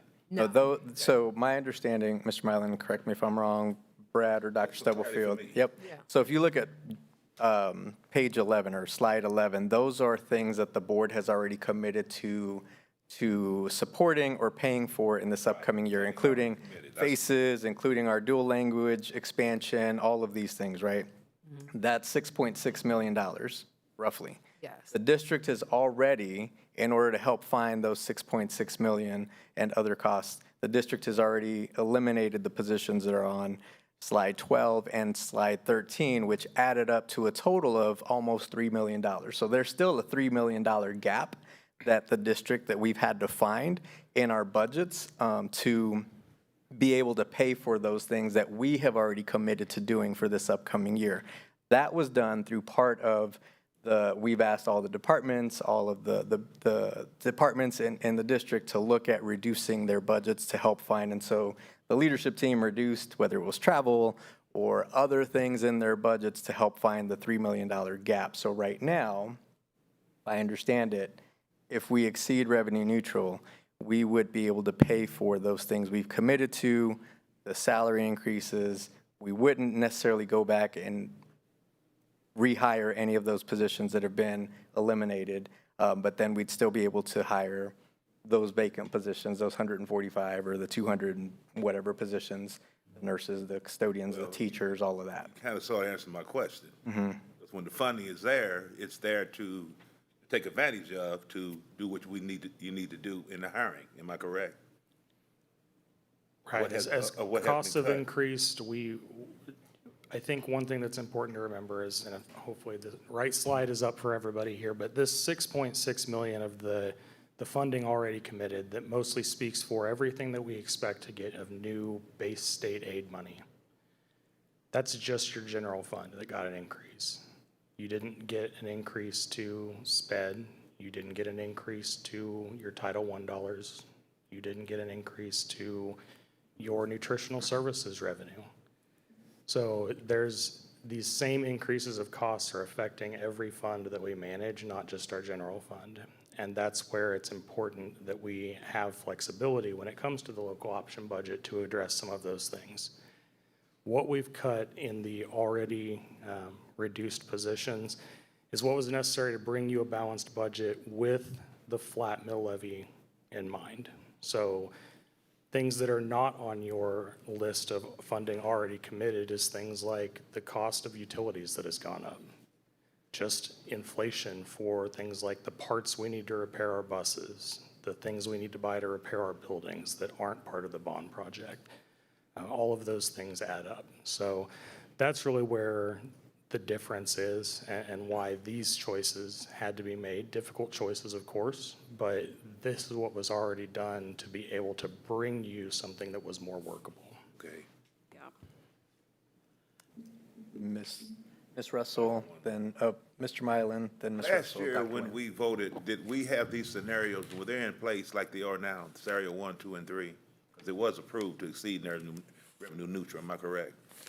Were these scenarios in place for us last year like they are now?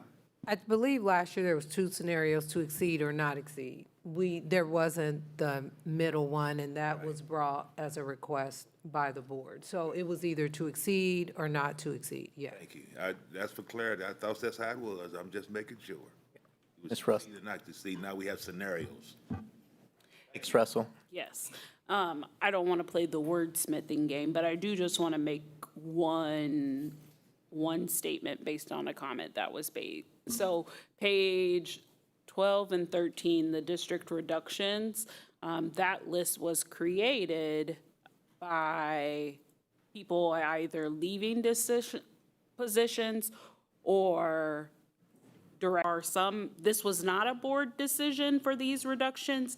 This was a administrative, which is appropriately so, but there are differences of opinions. And so I want to be clear that the board didn't recommend these reductions. These were reductions that were made that don't solicit or need our feedback. And so I just wanted to make that statement because there are differences of opinions. And that was just my comment. Thank you. Thank you, Ms. Russell. Dr. Nguyen. Yes. Not to counter what you said, but to supplement what you said, it's also important for the public, the taxpayer, to understand how we're coming to these conclusions. And Dr. Stubblefield, you said if we don't exceed revenue neutral, there was, with the 145, that's 9.2 million? That's 9.2 million, and that would be my recommendation, where we look to start at, so that we're not displacing staff, because any staff member that is under a certified contract, you can't do anything with. So any staff member that does not have a certified contract, and that's all of our, majority of our classified hourly employees, that's where you would have to make reductions. So my recommendation would be for us to look at openings, and on the operational side, and you all have looked at the budget, and there were recommendations around reducing the operational budgets. But if you recall, last year, we reduced all of our operational costs. And then even with the recommendation from some of you all this year, when we totaled what those recommendations were, it was about $100,000, but you're not going to get to $1 million on the operational side, just because some of those things are things that we have to do. Now, could you reduce more on like smaller things, but it's not going to get you there. It would be the greater amounts to get to even 1 mil, My real be question $1 million. You had the same thing for scenario 2, with 1 mil reduction? It would still be the same bucket of money. We would look at open positions. Okay, so, And try to come with what is the least impactful around that, but yes. all right, so just wanted to make that clear as well. So the 1 mil is the $4 million. 4.2 million. Yeah. Thank you. So, additional questions on this or discussion? I do, won't be cognizant of time. We have a few more things to cover today, board. Regarding, there was a question, just so everyone has the same information, there was a question on whether the department budgets that are in diligent tonight reflect the salary increases that the board approved at a previous meeting, I think the last board meeting or special meeting. They do not. So the budgets that you have in diligent do not reflect the salary increases to the pool for that were approved by the board. We'll get that information updated for the board so that we can have the most up-to-date information. So can we ask, I still have some questions about the department budget. You want to wait till we do this again? No, so my goal, my intention was for us to end, not be here until 10 p.m. tonight. So I do want to make sure if we have questions, thoughts, if there are questions, we can ask them. We do have a few executive sessions, but I know a lot of questions were submitted ahead of time, responses were sent. If there are questions, we can entertain those questions now. I'm asking for us to make reductions in some of the items that I asked questions about. So when are we going to be able to do that? When we get the real numbers? When we get the updated? If we're going to get the update, then it's best. So here, you can do that today because the updated will not impact any part of the budget but the salary components, right? Okay. So we would not be reducing anyone's salary to make the reduction. So that conversation could actually start today. And that the number that we got, the recommendations that we got around reductions, we did share that back out. It was a little over $100,000 if the board were to do all of those things, but there was information provided back, like specifically in the ops budgets and some other budgets that you already have a very narrow margin for when something unpredictable happens. And so it was said that certain ones that while here is the amount, we wouldn't be setting ourselves up for emergency situations. Okay, so can I translate that as, can I translate that to mean you would not see any room to reduce any line item that you're saying you're at the bone now? Correct, from our perspective. Okay. However, if the board felt that, let's say, for example, your budget of dues and fees, $10,000, if it could go back to 9,000 or something, that wouldn't break you. It will not break me, but most of those contracts I've entered into already. So like for the memberships that we may be invoiced already or it may be coming. Just the timing of everything, which I know we talk about this every year for us and contracts and those things. That's why I'm always like, we need to decide this in March so that we won't make commitments to those kind of things. Right. But yes, so I would have to go back and check with Ms. Downing to see which ones. There are certain memberships that. That was just an example. Yeah, I'm saying, so yes and no. Each of these budgets, of which there are, I don't know, 30 or 40. Correct.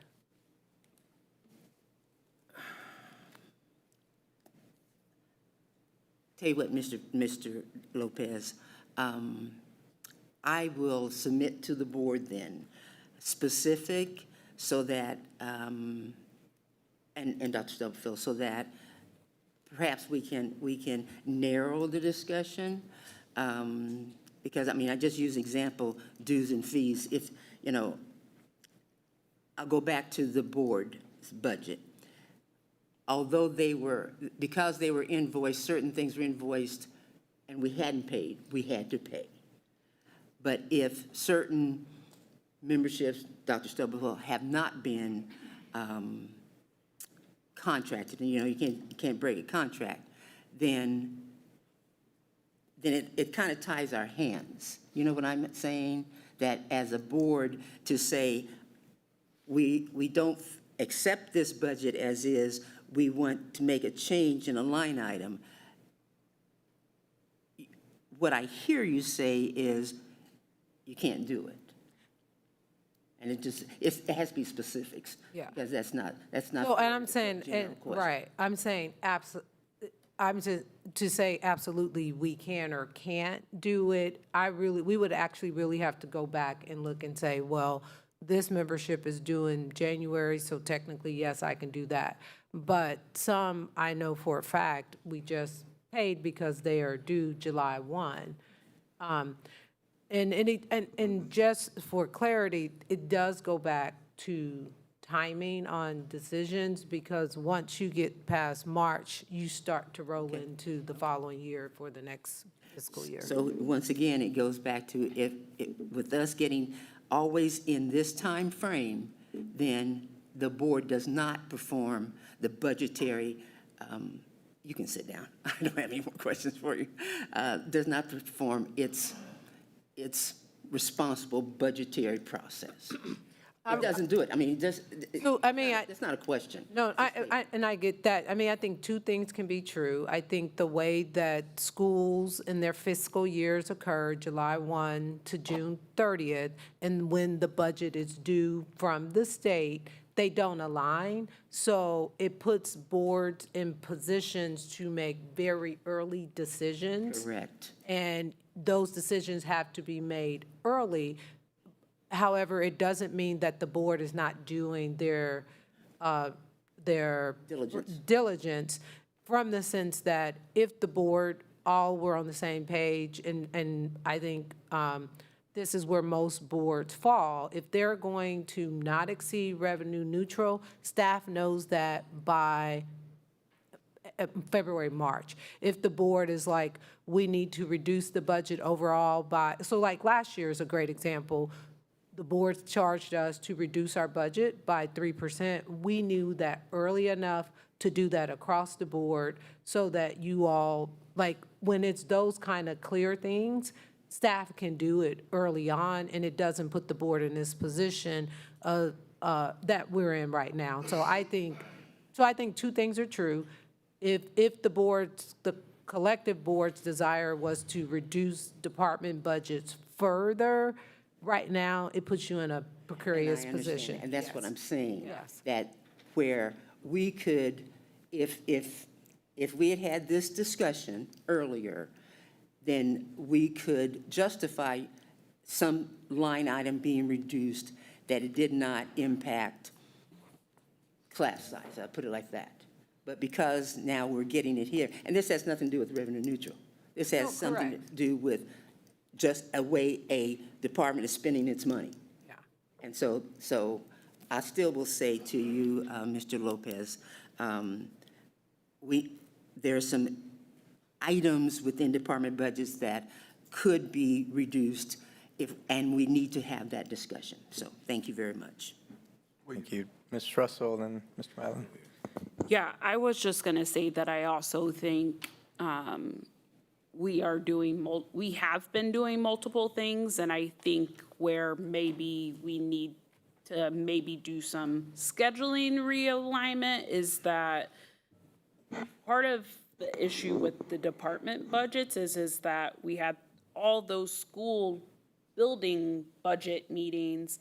Department budgets didn't get done until June, or like completed to a place where we could. But back in March, I remember asking at a meeting, hey, like what is our charge? What is our initiative? And we were told we didn't have all the information. And so I'm not putting it back on staff or anyone. I'm just saying something about our process if we're trying not to impact building budgets and we're trying to have a conversation about having more flexibility in our department budgets for whatever purposes, whether it's reducing the mill or it's getting needs set aside, after July 1, because also in June, I asked a question, so what happens if we don't review or talk about these budgets?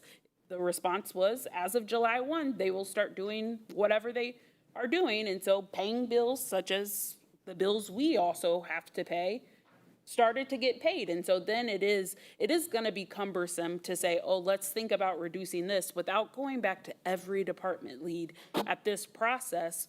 But we didn't get the information until June. So I don't have a clever idea about the timing of department budgets and how we have it. We've created the document, which I think has been helpful. I think the document needs to be revised because it doesn't have, you saw the response is the same response, not individually, this is really going to impact this department, but that if I don't go travel with no professional, it still needs to be worked on. And that is feedback that we can work on in our budget things, but I'm saying, I also just don't want to get to this place where we're always moving the mark either. So, and I feel like just in we're always just at my perspective, I understand, but I also want to say in order to systematically move things the way that we are hoping for, we can't always move the mark. And I respect your opinion and I respect it, but we created the form, we looked at the form 5 times, and I'm not opposed to changing it, but I'm just saying now, yeah. So I've lost my train of thought, but it's okay. That's okay. It Mr. doesn't. Mylan. Well, after listening to Dr. Nguyen and Dr. Stubblefield, my question, this is kind of cloudy with me. It seems like if the info, Ms. Russell used a great word that, not a great word, but a word that's sticking with me, process. If the information is processed earlier, or when informed earlier, before we get squeezed to September 9th, and whenever we vote to do this, to exceed or not to exceed, it seems like that will have a bearing on slide 12 of the amount of people we have to reduce, individuals that we have to reduce, or the cuts we have to make. And it seems like we're squeezed in a period that we've got to make this decision, and if we know it earlier, am I making sense? If we know it earlier, then we wouldn't be squeezed and wouldn't be a problem. We got to, with these cuts, and folks would know earlier, and we would know earlier. But you just stated, Dr. Stubblefield, that page 12 cannot be changed. We've reduced 4 nurses. No APs. Well, not no APs. What is there? Middle school principals. So it can't change if we do it earlier. So That's my question. So here, I just want to offer a point of clarification. So if we go back to the conversation in March, and I asked the board, what is your overall goal? And then the departments can move forward. But what the board requested was the final department budgets. Whether you have. No, what the board requested was that document, and we didn't even get the document when we got the budget. So, okay, and whatever the request may be, I think that's where there may be a disconnect. Because if we're charged to reduce it on the front end, without all of the detail, we can produce that. And that's what you did last year. You said reduce the overall budget by 3% for whatever reason, or there were multiple percentages but we had a clear charge. Because I'm gonna just say, the way the year works, and the fact that this is a huge important part of our job, but it's one component of our job, unless there is clarity on the front end, the timing of when things are due by the state, when things are happening at district office, you'll continue in this cycle. And I think to your point, Dr. Nguyen, this is what has happened before me, every superintendent before me. You get the information at this time. In those cases, where there is like a clear charge, like, hey, we have a $5 million gap in our budget, we got to figure it out. Or we want to reduce the overall operations budget of non-buildings by this amount to do this, or just because we want to reduce it and have discretionary funds to put them where we want. You can tell us that prior to, like, without all, and then if you get the detail, you can plug in like, okay, so we reduced it, but I want to add more money to athletics and activities, or I want to add more money, or I want this to go in a pot to potentially exceed, not to exceed revenue neutral. Those things can be done without our budgets being finalized. Our budgets will actually be more accurate if we knew those things in more March and those sorts of things. So I also just want to be clear that also in March, we were provided, and this is where we all have difference of perspective. So in March, we're also provided this rough number based on the September 20 count and how much estimated money we think we're going to get. I know for a fact that at that March meeting, this list didn't look like this. The funding committed did not look like this. And so from a budget perspective, when we talk about raises and we talk about the things that the board has said we want to prioritize, in my mind, we had the money to give the raise amount that we wanted. But we were told that those are rough numbers and not to do it. By the time we got deeper, March went by, we canceled a meeting, and then we got to May. It was a busy time. People had 1,000 things going on. I understand all of those pieces. The numbers then came back with this list, and all of the money had disappeared. We still hadn't give raises, and so like it is a systematic, like the things that I thought I would be able to accomplish in March changed by the time I got to May and June, because this entire list was like, well, if we want to keep doing this, we got to do this. We already committed to this, we got to do this.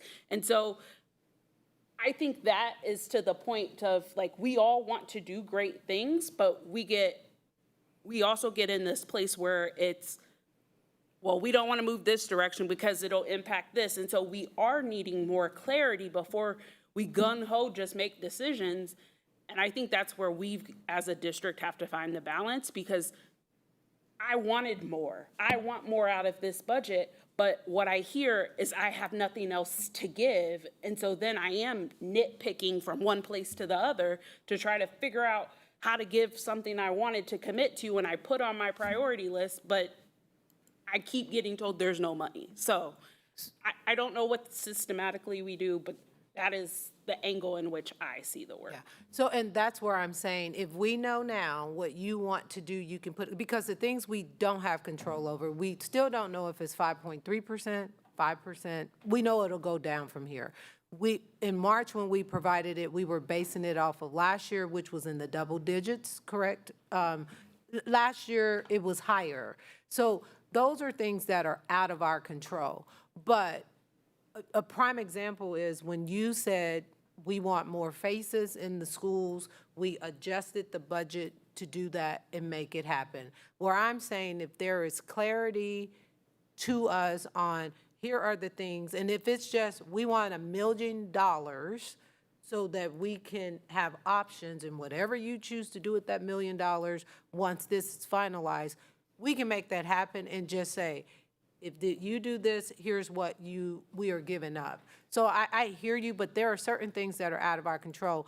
When the state finally finalized the amount for the base state aid, like all of those things are rough estimates, and all of those things are things that we don't control. We get it when we get it from the state. And sometimes it's sooner and sometimes it's later. All of those things are out of our control. So we do present you with estimates. But the state doesn't change their deadlines. They expect you to operate off the estimates and make decisions from there.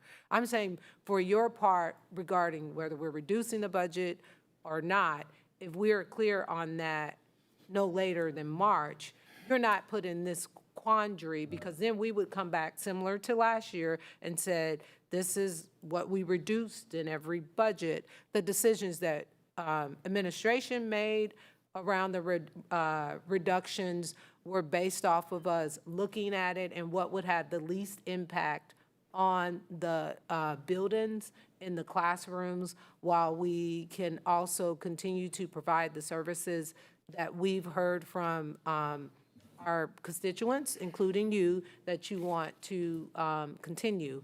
And so we try to balance that. And we are constantly looking at, like, we just, full transparency, had a couple people to resign late. And what I said to staff, we're not backfilling that. We'll see what happens and how can we restructure in order to do that. And then that would be reflected in the budget moving forward, and either to cover for something that we didn't know was going to increase, or to say to the board, as we're presenting in the first budget meeting this year, we didn't backfill this, here's where we're putting it. If there's another area that the board would want us to look at, we would have that opportunity. But we share all the information that we have at the time, and that's the realistic component about it. And there are certain things that are just out of our control, unfortunately, around everything from federal dollars to state dollars, because we get that information and it's finalized when it's finalized.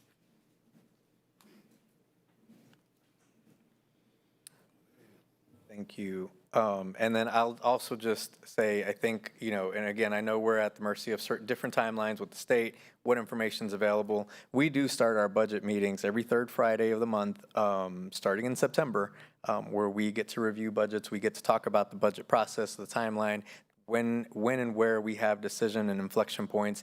So, and I know there are some months where we don't get to meet, or we have to reschedule, and we don't have all the information that we are wanting at that time for various reasons. But we do start meeting in September around the budget, and I think that for this coming fiscal year would be important for us to get on the same page and be able to give direction on what we want staff to do. We're going to have to make decisions early. And that's what I'm saying, is I think we've got to make some decisions. Both parties. We'll do our part, and then if we tell administration X, Y, and Z, then, and I'm not saying this to blow up anything, but if you're going to reorganize again, then we need to know. We don't need to get those changes in June or March or April, whatever. So there has to also be two-way consensus. street around here. Right, and there has to be consensus from the board to give direction one way or another. And I think part of the issue is there hasn't always been consensus from us as leadership We haven't to say taken a position. that we want, exactly. So we haven't given administration the direction that they need to make certain decisions. And that's been part of the issue. And that's on us as a board. And I think to your point, we've got to come together early and figure out what we want. Decisions early as well. And that's what I'm saying. I'm not putting that out there for another discussion, but the board cannot get information in April or May. That's going to impact the budget. Right, and some information can be shared. Some information is out of our control of what can and can't be shared, so at certain times. So I think to your point. Right, so I think we've covered that part about what information, if there are certain changes that are being made, when and how to share that with the board. So I think there's an understanding, to your point, of what to share and when to share it. But I want to just clarify, like, the process begins in September, now. The process continues throughout the year early. We don't wait until March to start having these conversations. We will not have a budget meeting Friday because it's the beginning of school. That's the third Friday, the 15th. Right, and our board handbook says that we start in September with our budget meetings. So it's the third Friday in September when we start our budget meetings, but we'll have opportunities to review this, have conversations, figure out what we want to do for the next year around budgets. And if there's direction from the board to say, hey, we want to cut $1 million, or maybe there's not direction. There must be, she's just asking for direction. What I'm saying is, if there's direction one way or another, whatever there is, but if there's not consensus, staff has to continue to operate the district and make decisions to make sure that they're doing what's needed for our district. So yes, we have to give them direction if we're asking them to cut 3%, 5%, 10%, whatever that is. Or, hey, no, we don't want you to cut, if that's the decision or the guidance, right? So I think that comes from the board to say, here's your direction. But that's on us to do that. But then I would also say, some things were made and we didn't get to vote on. I'm not here to debate that, because that's a fact.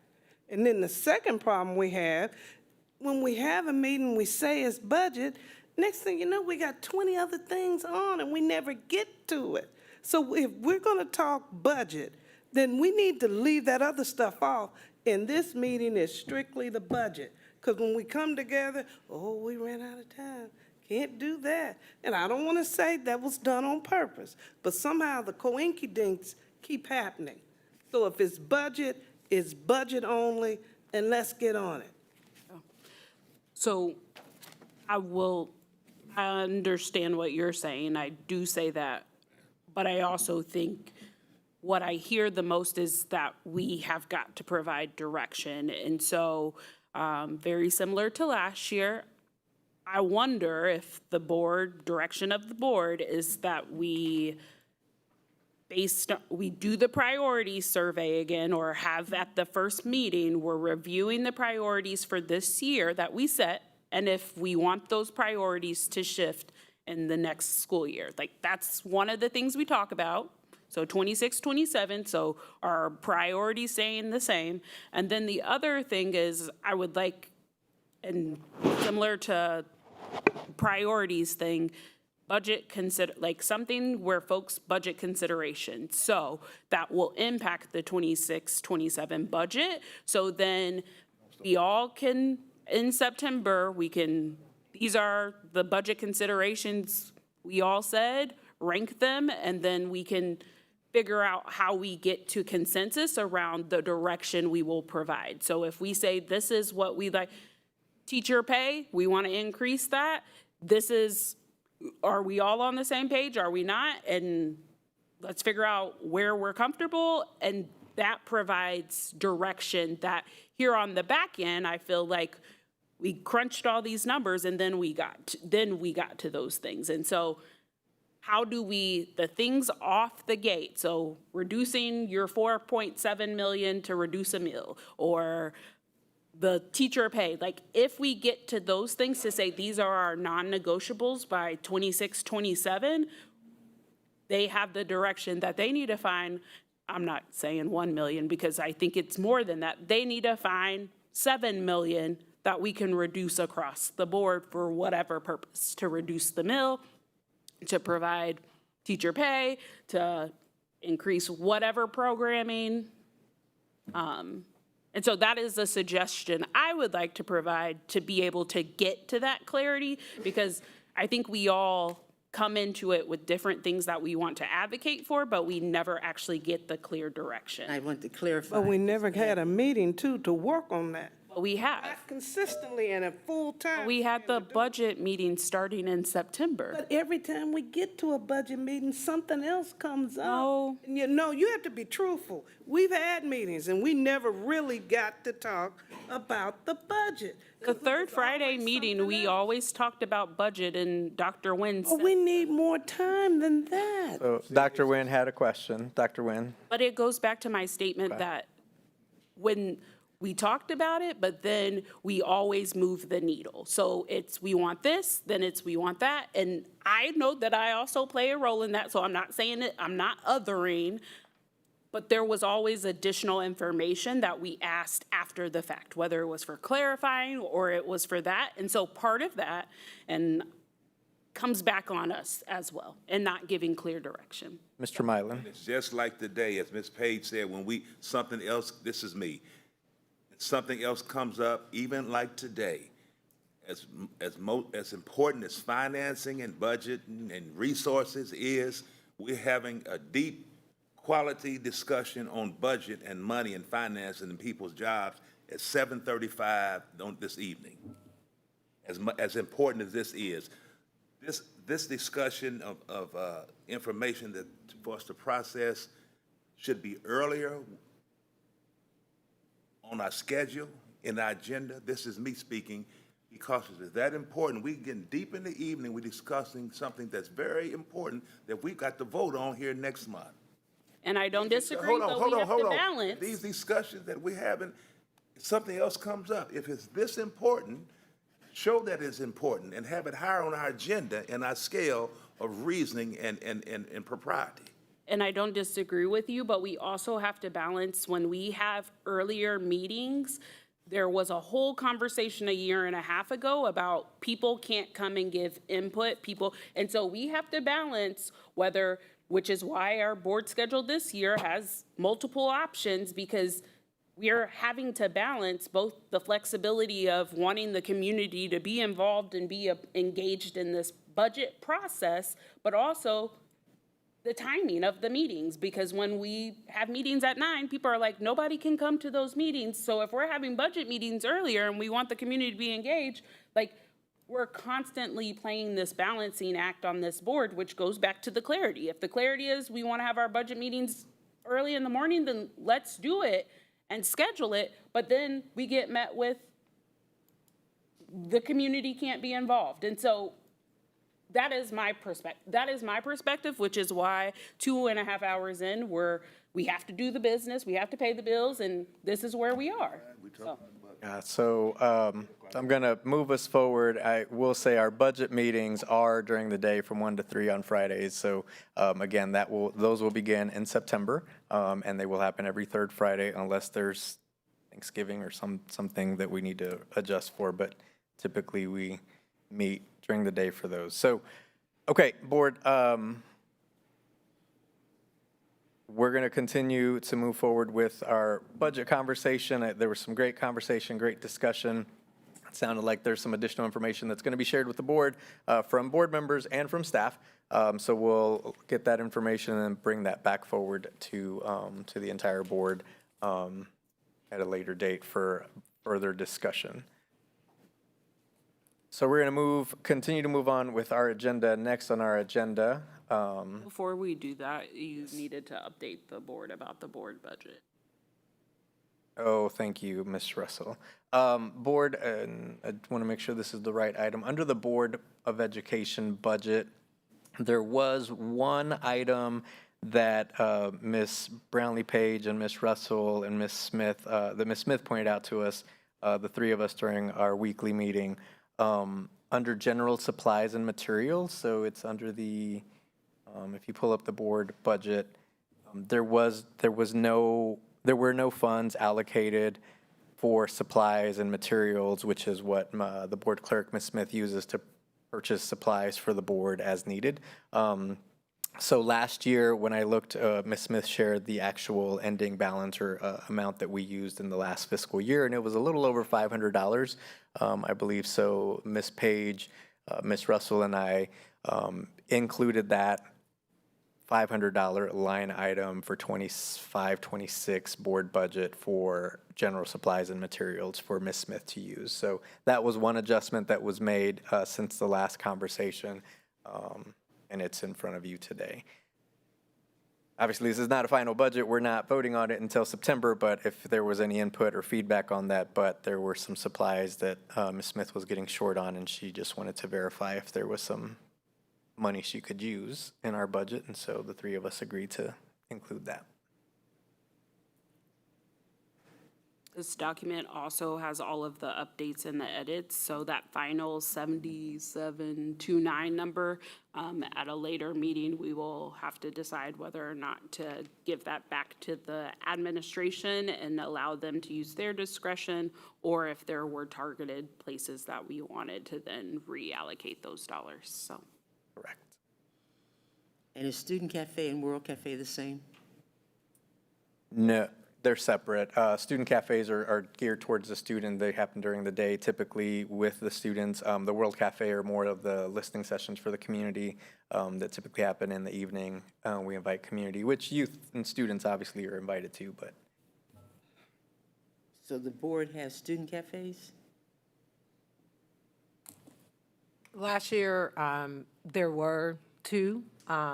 Dr. Salinas Willick organized them, and we actually paid for the cost out of that particular budget, but it was in the board, it's been in the board's budget for. So the two different things, again, you said. Student Cafe and World Cafe are two different things. Yes. Okay. We did have two during the day, one for high school, one for middle school. And just because of the timing and organization, we did invite board members to be a part of it. And from last year, the decision from the board was just to leverage that as the student cafes. And we're still, we do it for our culture and climate and student feedback component regardless. And if the board was going to have additional ones, they have the right to. Yeah, so I just also wanted to say that we talked about this, and thank you, Leslie, for making it clear. So the committee is the COM one, and she now put the definition of that. The two, while it says Student World Cafe and Listening, I believe that that is just the two for the community, and it's not actually, in this budget, it's not the student one, because we're gonna remove it from our budget because I think they use dollars from Dr. Kanise's budget to pay for those. And so those line items, we actually might need to look at the math on the numbers because that might be incorrect now. Or we need to get rid of the student one and you have it in other food costs? Because it says listening and learning up there. But if we're shifting it to Dr. Kanise's budget in a upcoming policy, it would need to not be in our budget. So.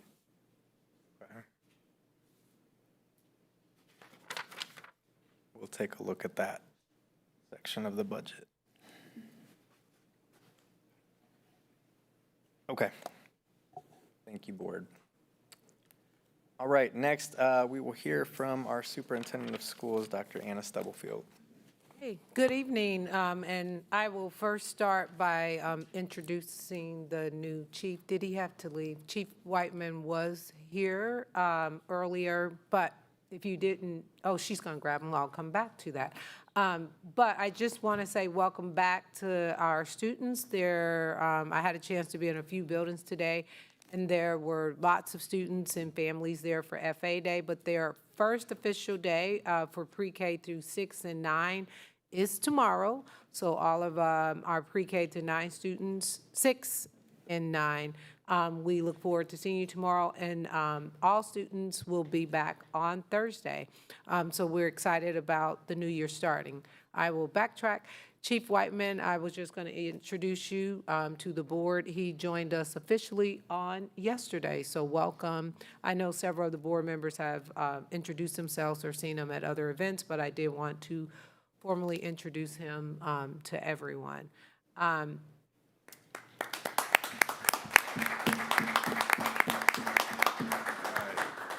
Okay, I just want to again say thank you to everyone who worked behind the scenes, in front of the scenes, and who attended Convocation last week.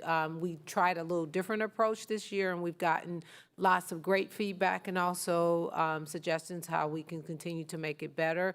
But I do want to just acknowledge a few departments that we inadvertently left out in our celebrations. The first one being our nursing team. They conducted over 23,000 state-mandated hearing and vision screenings last year, along with all of the other things they do day to day.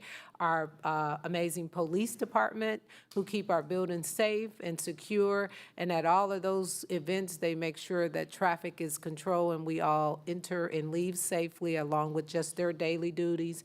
And last but certainly not least, our Bridges program, they celebrated the graduation of 3 seniors who earned a standard diploma by completing all 21 credits, a true testament to their persistence and the program's success. So thank you for the dedication for everyone, and we did try to recognize all the schools and all the departments when we were there.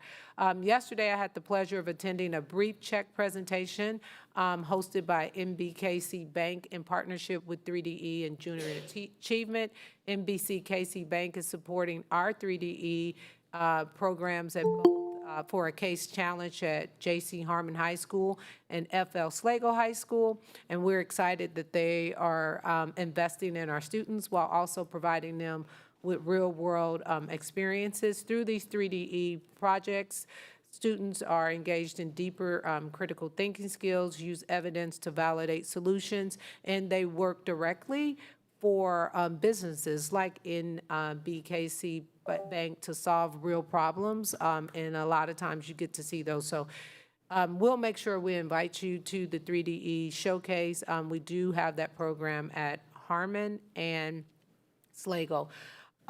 Speaking of Harmon, J.C. Harmon High School teacher Bailey Bacon kicked off the new school year on a high note. She was named the grand prize winner of a $750 back-to-school grant provided by Hollis and Miller. So congratulations to Ms. Bacon over at Harmon. And then I also want to think on Saturday, the Wyandotte County Back to School and Health Fair occurred, and our staff here plays a huge part in making that successful. So I just want to say thank you to our staff and all of our partners in Wyandotte County. The event brought out a great crowd. Approximately 5,527 people came through the doors, and over 2,500 backpacks along with headphones, pencil pouches, and socks were distributed to families in Wyandotte County. So just thank you to everybody who supported that, volunteered, or told people about it, or just came by to see. Finally, I also want to thank Dr. Estrella and the Welcome Center for hosting several school registration events for our families and our returning families. I will say each year this process has improved and gotten better, and we have also gotten lots of feedback, positive feedback from our families. We know we have some hiccups, but we are still striving to be better. So thank you, and everyone have a great start of the school year. Thank you, Dr. Stubblefield. And I meant to do this at the beginning of the meeting, but, and I know I mentioned it at our last special board meeting, but I also tonight just wanted to acknowledge Deputy Ming and his family, a fallen hero here in Wyandotte County. And we continue to lift up his entire family in prayer and in solidarity with our law enforcement family. And the entire family of Deputy Ming, Deputy Ming, yesterday's events and funeral and everything that was a part of that was a beautiful testament to his dedication, commitment, and the love of his community here in Wyandotte County. And so we continue to lift up Deputy Ming and his entire family in our prayers and thoughts and our entire community. So we continue to pray for you. A few other items just to share. Again, similar thank you to everyone who helped with convocation last week. It was an amazing experience and great to feel the energy that was there. Thank you to everybody who participated, who was there, to all of the students who participated for coming in. It was a great show, to the band who was out there, all the cheerleaders, the singers from Schlegel. You all did amazing. Thank you so much for sharing your talents with us. Just a reminder, I know there was a community meeting for the future of the main library that took place on August 11th this week already. There's another one happening tomorrow. If you didn't get to join that one, tomorrow, August 13th from 10 to 11:30 at the main library branch. So if you haven't had an opportunity to attend and give feedback or thoughts on the main library, you have a chance tomorrow. And if for whatever reason you can't make it tomorrow, there is a survey that you can fill out. It's on. We'll make sure that we get that sent out on our social media. I believe it's been on social media, on our website, the library's website. It is in different languages, so we'd love to get as much feedback as we can on the future of the main branch library. So if you could fill out that survey, if you can't, or join tomorrow's meeting at 10 a.m. I think that's all I wanted to share today. So I'll open it up to everyone else. I'll go. I was able to attend the meeting last evening at the library, and so it's quite interesting. Mark your calendar, save the date for September 3rd, 11:30 a.m. Our district has the 2025 Regional Legislative Listening Tour at Blue Valley, and then at 6 p.m. it's at Shawnee Mission. So mark your calendar. Thank you, Dr. Nguyen. Brownlee Page, and then Ms. Russell.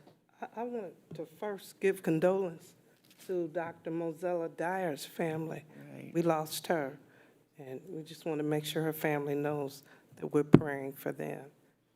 Also, like Dr. Nguyen, I attended the library meeting yesterday also, and also had a chance to go to convocation, and it was excellent. I thought we did a good job, and the job is to continue to get better, and everyone did a phenomenal job. The school supply giveaway, that was to see all the happy faces, and I wish we can get more people out because they need help, and we just got to figure out enough.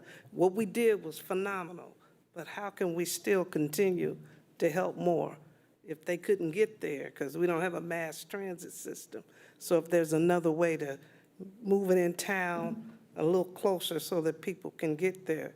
So just throwing that out. I thought it was good, but how do we get even more people involved? And also went to Mr. Ming's services, which was beautiful, and they did a phenomenal job. And on August 22nd, we're having a rally to get people to see that we got to get people out to vote and to understand what the issues are. Our democracy is at stake, and I got to find out exactly where.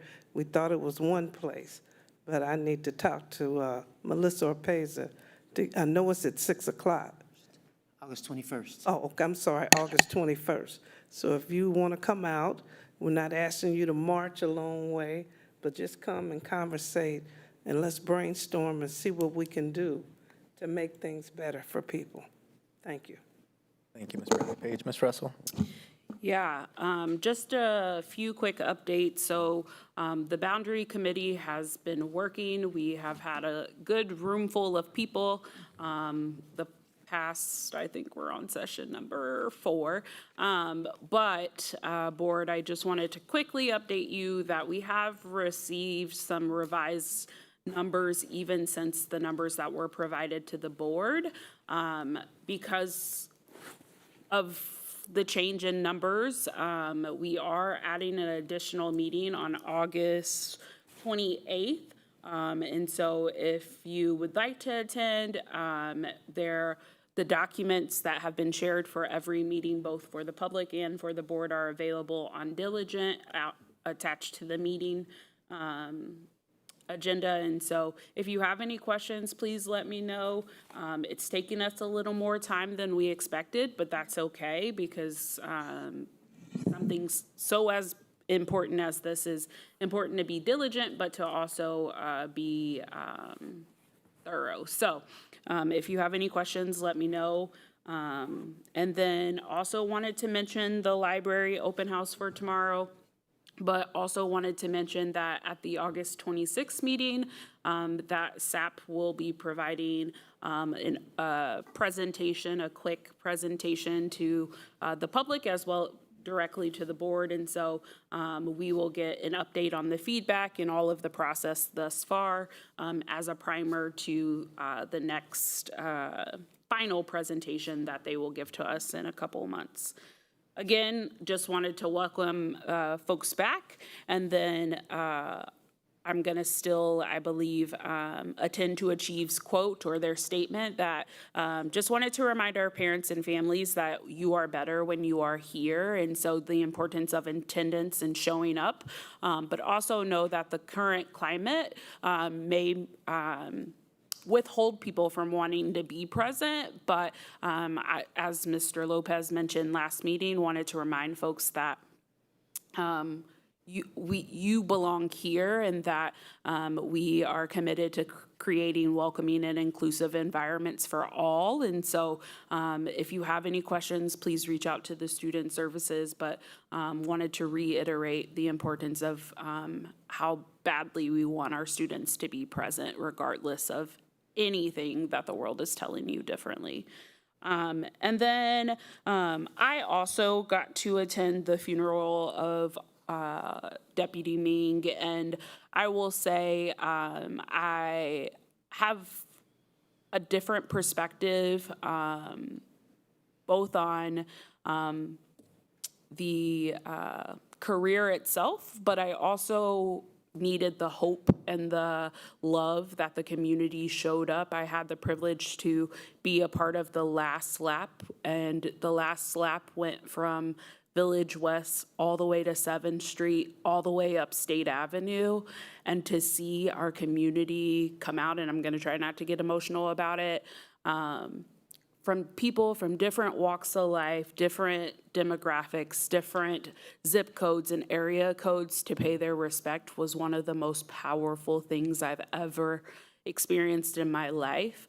And just so much respect for the profession and the work that law enforcement does. And so I just wanted to share that because it was so moving, and if you ever have the opportunity to go on that trip, from every bridge we crossed to every street light we passed, folks were showing their respects. And for a career that doesn't always get a good rap, I just am proud that KCK showed up yesterday to show our respects. I also want to mention the passing of Mr. Paul Beasley and Ann Callahan, who have also departed this earth, all Schlegel stallions. And just a reminder that mental health matters, and that when people say they are going through something, that you believe them. And so that looks different for everyone, but I commend the work that our departments do around that. And it's unfortunate, but just, yeah, mental health matters. Thank you. Thank you, Ms. Russell. Mr. Milan. I'll just be brief. Much has already been said about Deputy Ming, and I'm really proud of Kansas City, Kansas, Wyandotte County. And like the pastor who did the eulogy said, oftentimes, not to re-preach what he did, I'm not doing that. It takes something like this, a mishap like that to bring people together. That's the way life is, and I'm really proud how Kansas City, Kansas responded. It was a wonderful homegoing celebration. It was anointed, it was special, and Kansas City, Kansas should be proud. And that shows what's in Kansas City, Kansas, in Wyandotte County. We look at it, and folks look at it in its own record as a poorest county or third poorest county in the state. It might be the poorest, but you know, the people weren't poor spiritually. And I just want to say that. I was very proud to see Wyandotte County show up and give honor to a great person. But saying all that, that shows we are, as a school system and so forth, that we're not what folks say we are. We can believe that, but we're better than what's on paper and what the what's printed. But saying that, I want to give kudos, and I'm going to give a good shout out, a great shout out to our president and Mr. Lopez and our superintendent, because you all did a great job. The energy level at the convocation, the energy level was high, the expectation high, and how we present ourselves to the community as a school board is so very important. It wasn't lackadaisical. It was positive attitude, and it was high level. And I want to just commend you. You all can commend yourself, but I just want to do it as a board member to be part of what you did. I was very proud how you all handled yourself, the slideshow and all that was involved, and you all just did a great job. And I am just proud how you all handled yourself at the convocation. And I just want to just say, keep it up. We have a lot of positive here to look forward to, and I'm just going to stay right there. Thank you, Mr. Milan, and it's definitely a team effort and a reflection of everyone in this room and behind the scenes who aren't here, so thank you to everybody who helped make Convocation a great event for all of our staff.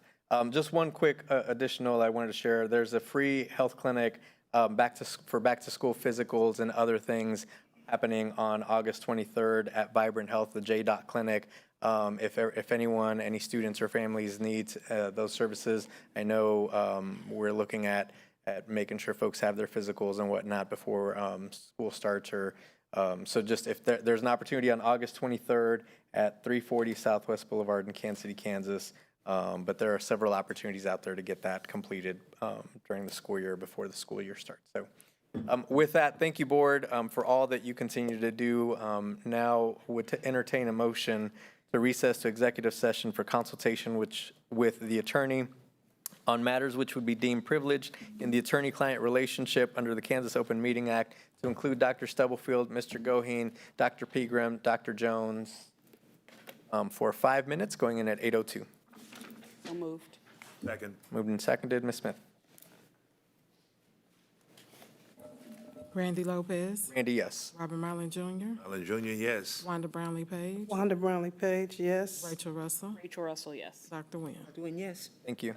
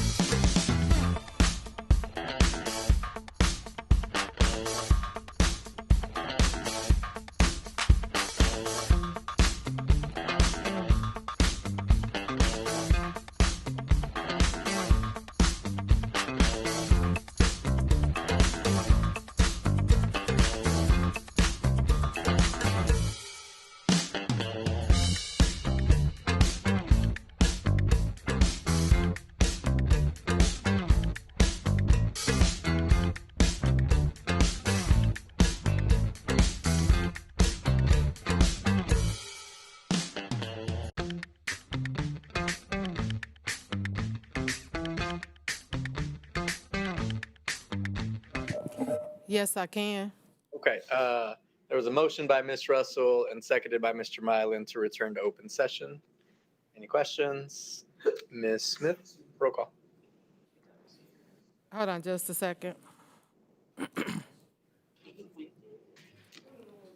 Randy Lopez, Randy, yes? Robert Mylan Jr., Molly Junior, yes. Wanda Brownlee Page, Rachel Russell, Dr. Nguyen. Thank you. Motion to recess to executive session for consultation with the attorney on matters which would be deemed privileged in the attorney-client relationship under COMA to include Dr. Stubblefield, Mr. Goheen, Dr. Jones, and Dr. Pegram for 5 minutes, going in at, whatever time is it? 8:18? Motion. Motion. Moved by Ms. Russell, seconded by Ms. Page. Ms. Smith. Randy Lopez, Randy, yes? Robert Mylan Jr., Molly Junior, yes. Wanda Brownlee Page, Rachel Russell, Rachel Russell, yes. Dr. Nguyen. Thank you.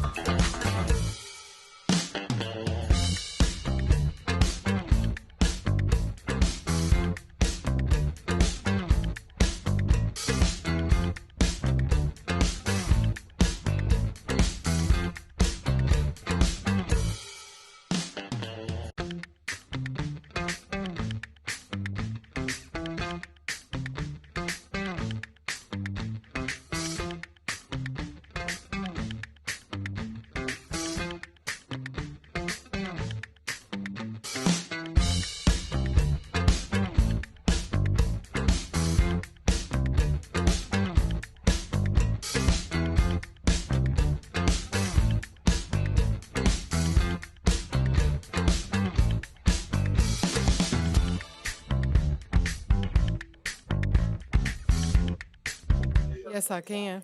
All right, we're back, y'all. We're back. We're live. Can you hear me? Yes, I can. All right, motion to return to open session, please. Moved by Ms. Russell, seconded by Mr. Mylan. Ms. Smith? Randy Lopez, Randy, yes. Robert Mylan Jr., Junior, yes. Wanda Brownlee Page, Rachel Russell, excuse me, Rachel Russell, Dr. Nguyen. Thank you. Motion to recess to executive session for the following exemptions to the Kansas Open Meetings Act, non-elected personnel to protect the privacy interests of an identifiable individual, and attorney-client privilege to protect attorney-client privilege and the public interest, to go in at 8:27 for 7 minutes, to include Dr. Stubblefield, Mr. Goheen, Dr. Jones, and Dr. Pegram. So moved, so moved. Second. Moved by Ms. Russell, seconded by Mr. Mylan. Ms. Smith? Randy Lopez, Randy, yes. Robert Mylan Jr., excuse me, Wanda Brownlee Page, Rachel, yes. Dr. Nguyen. Thank you.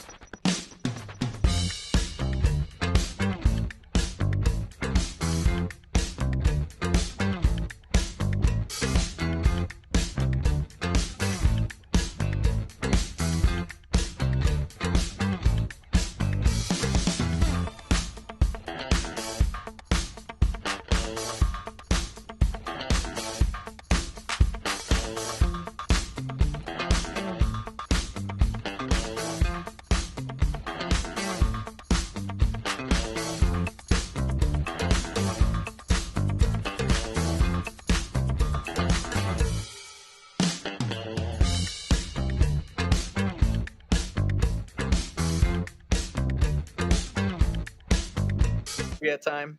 Not yet. Okay. We got 30 more seconds. We are now. Motion to return to open session, please. Moved by Ms. Russell, seconded by Mr. Mylan. Ms. Smith. Randy Lopez, Randy, yes. Robert Mylan Jr.,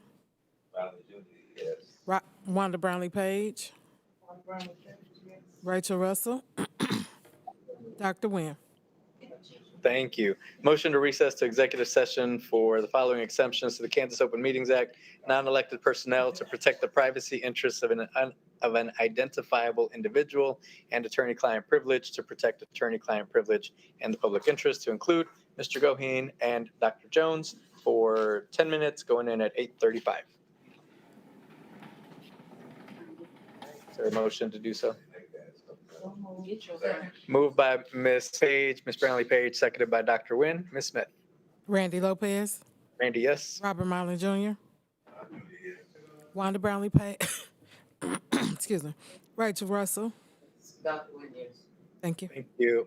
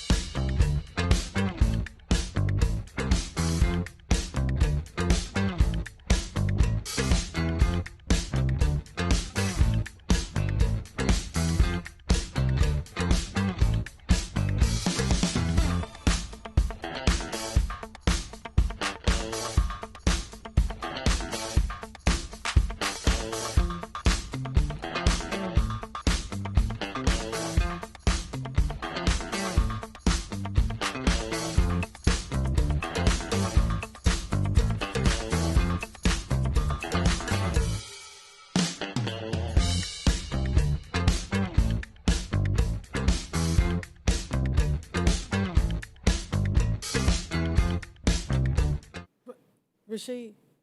Hi, can you hear me? Yes, can you hear me? Yes, I can hear you. Okay. Motion to return to open session. Moved by Ms. Russell, seconded by Mr. Mylan. Ms. Smith.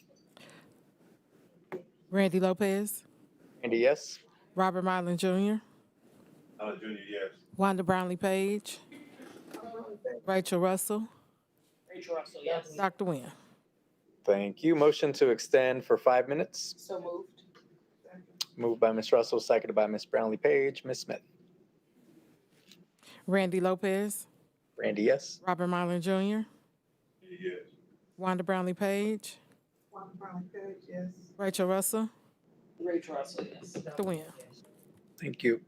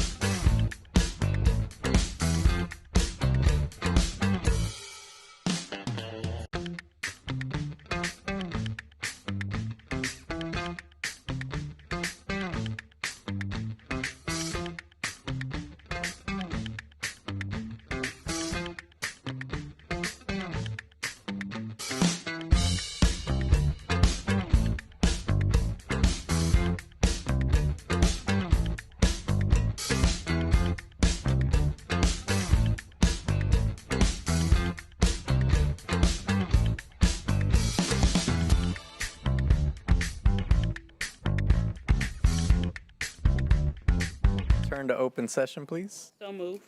Moved and seconded. Oh, are we good back there? Okay. Moved and seconded. Ms. Smith?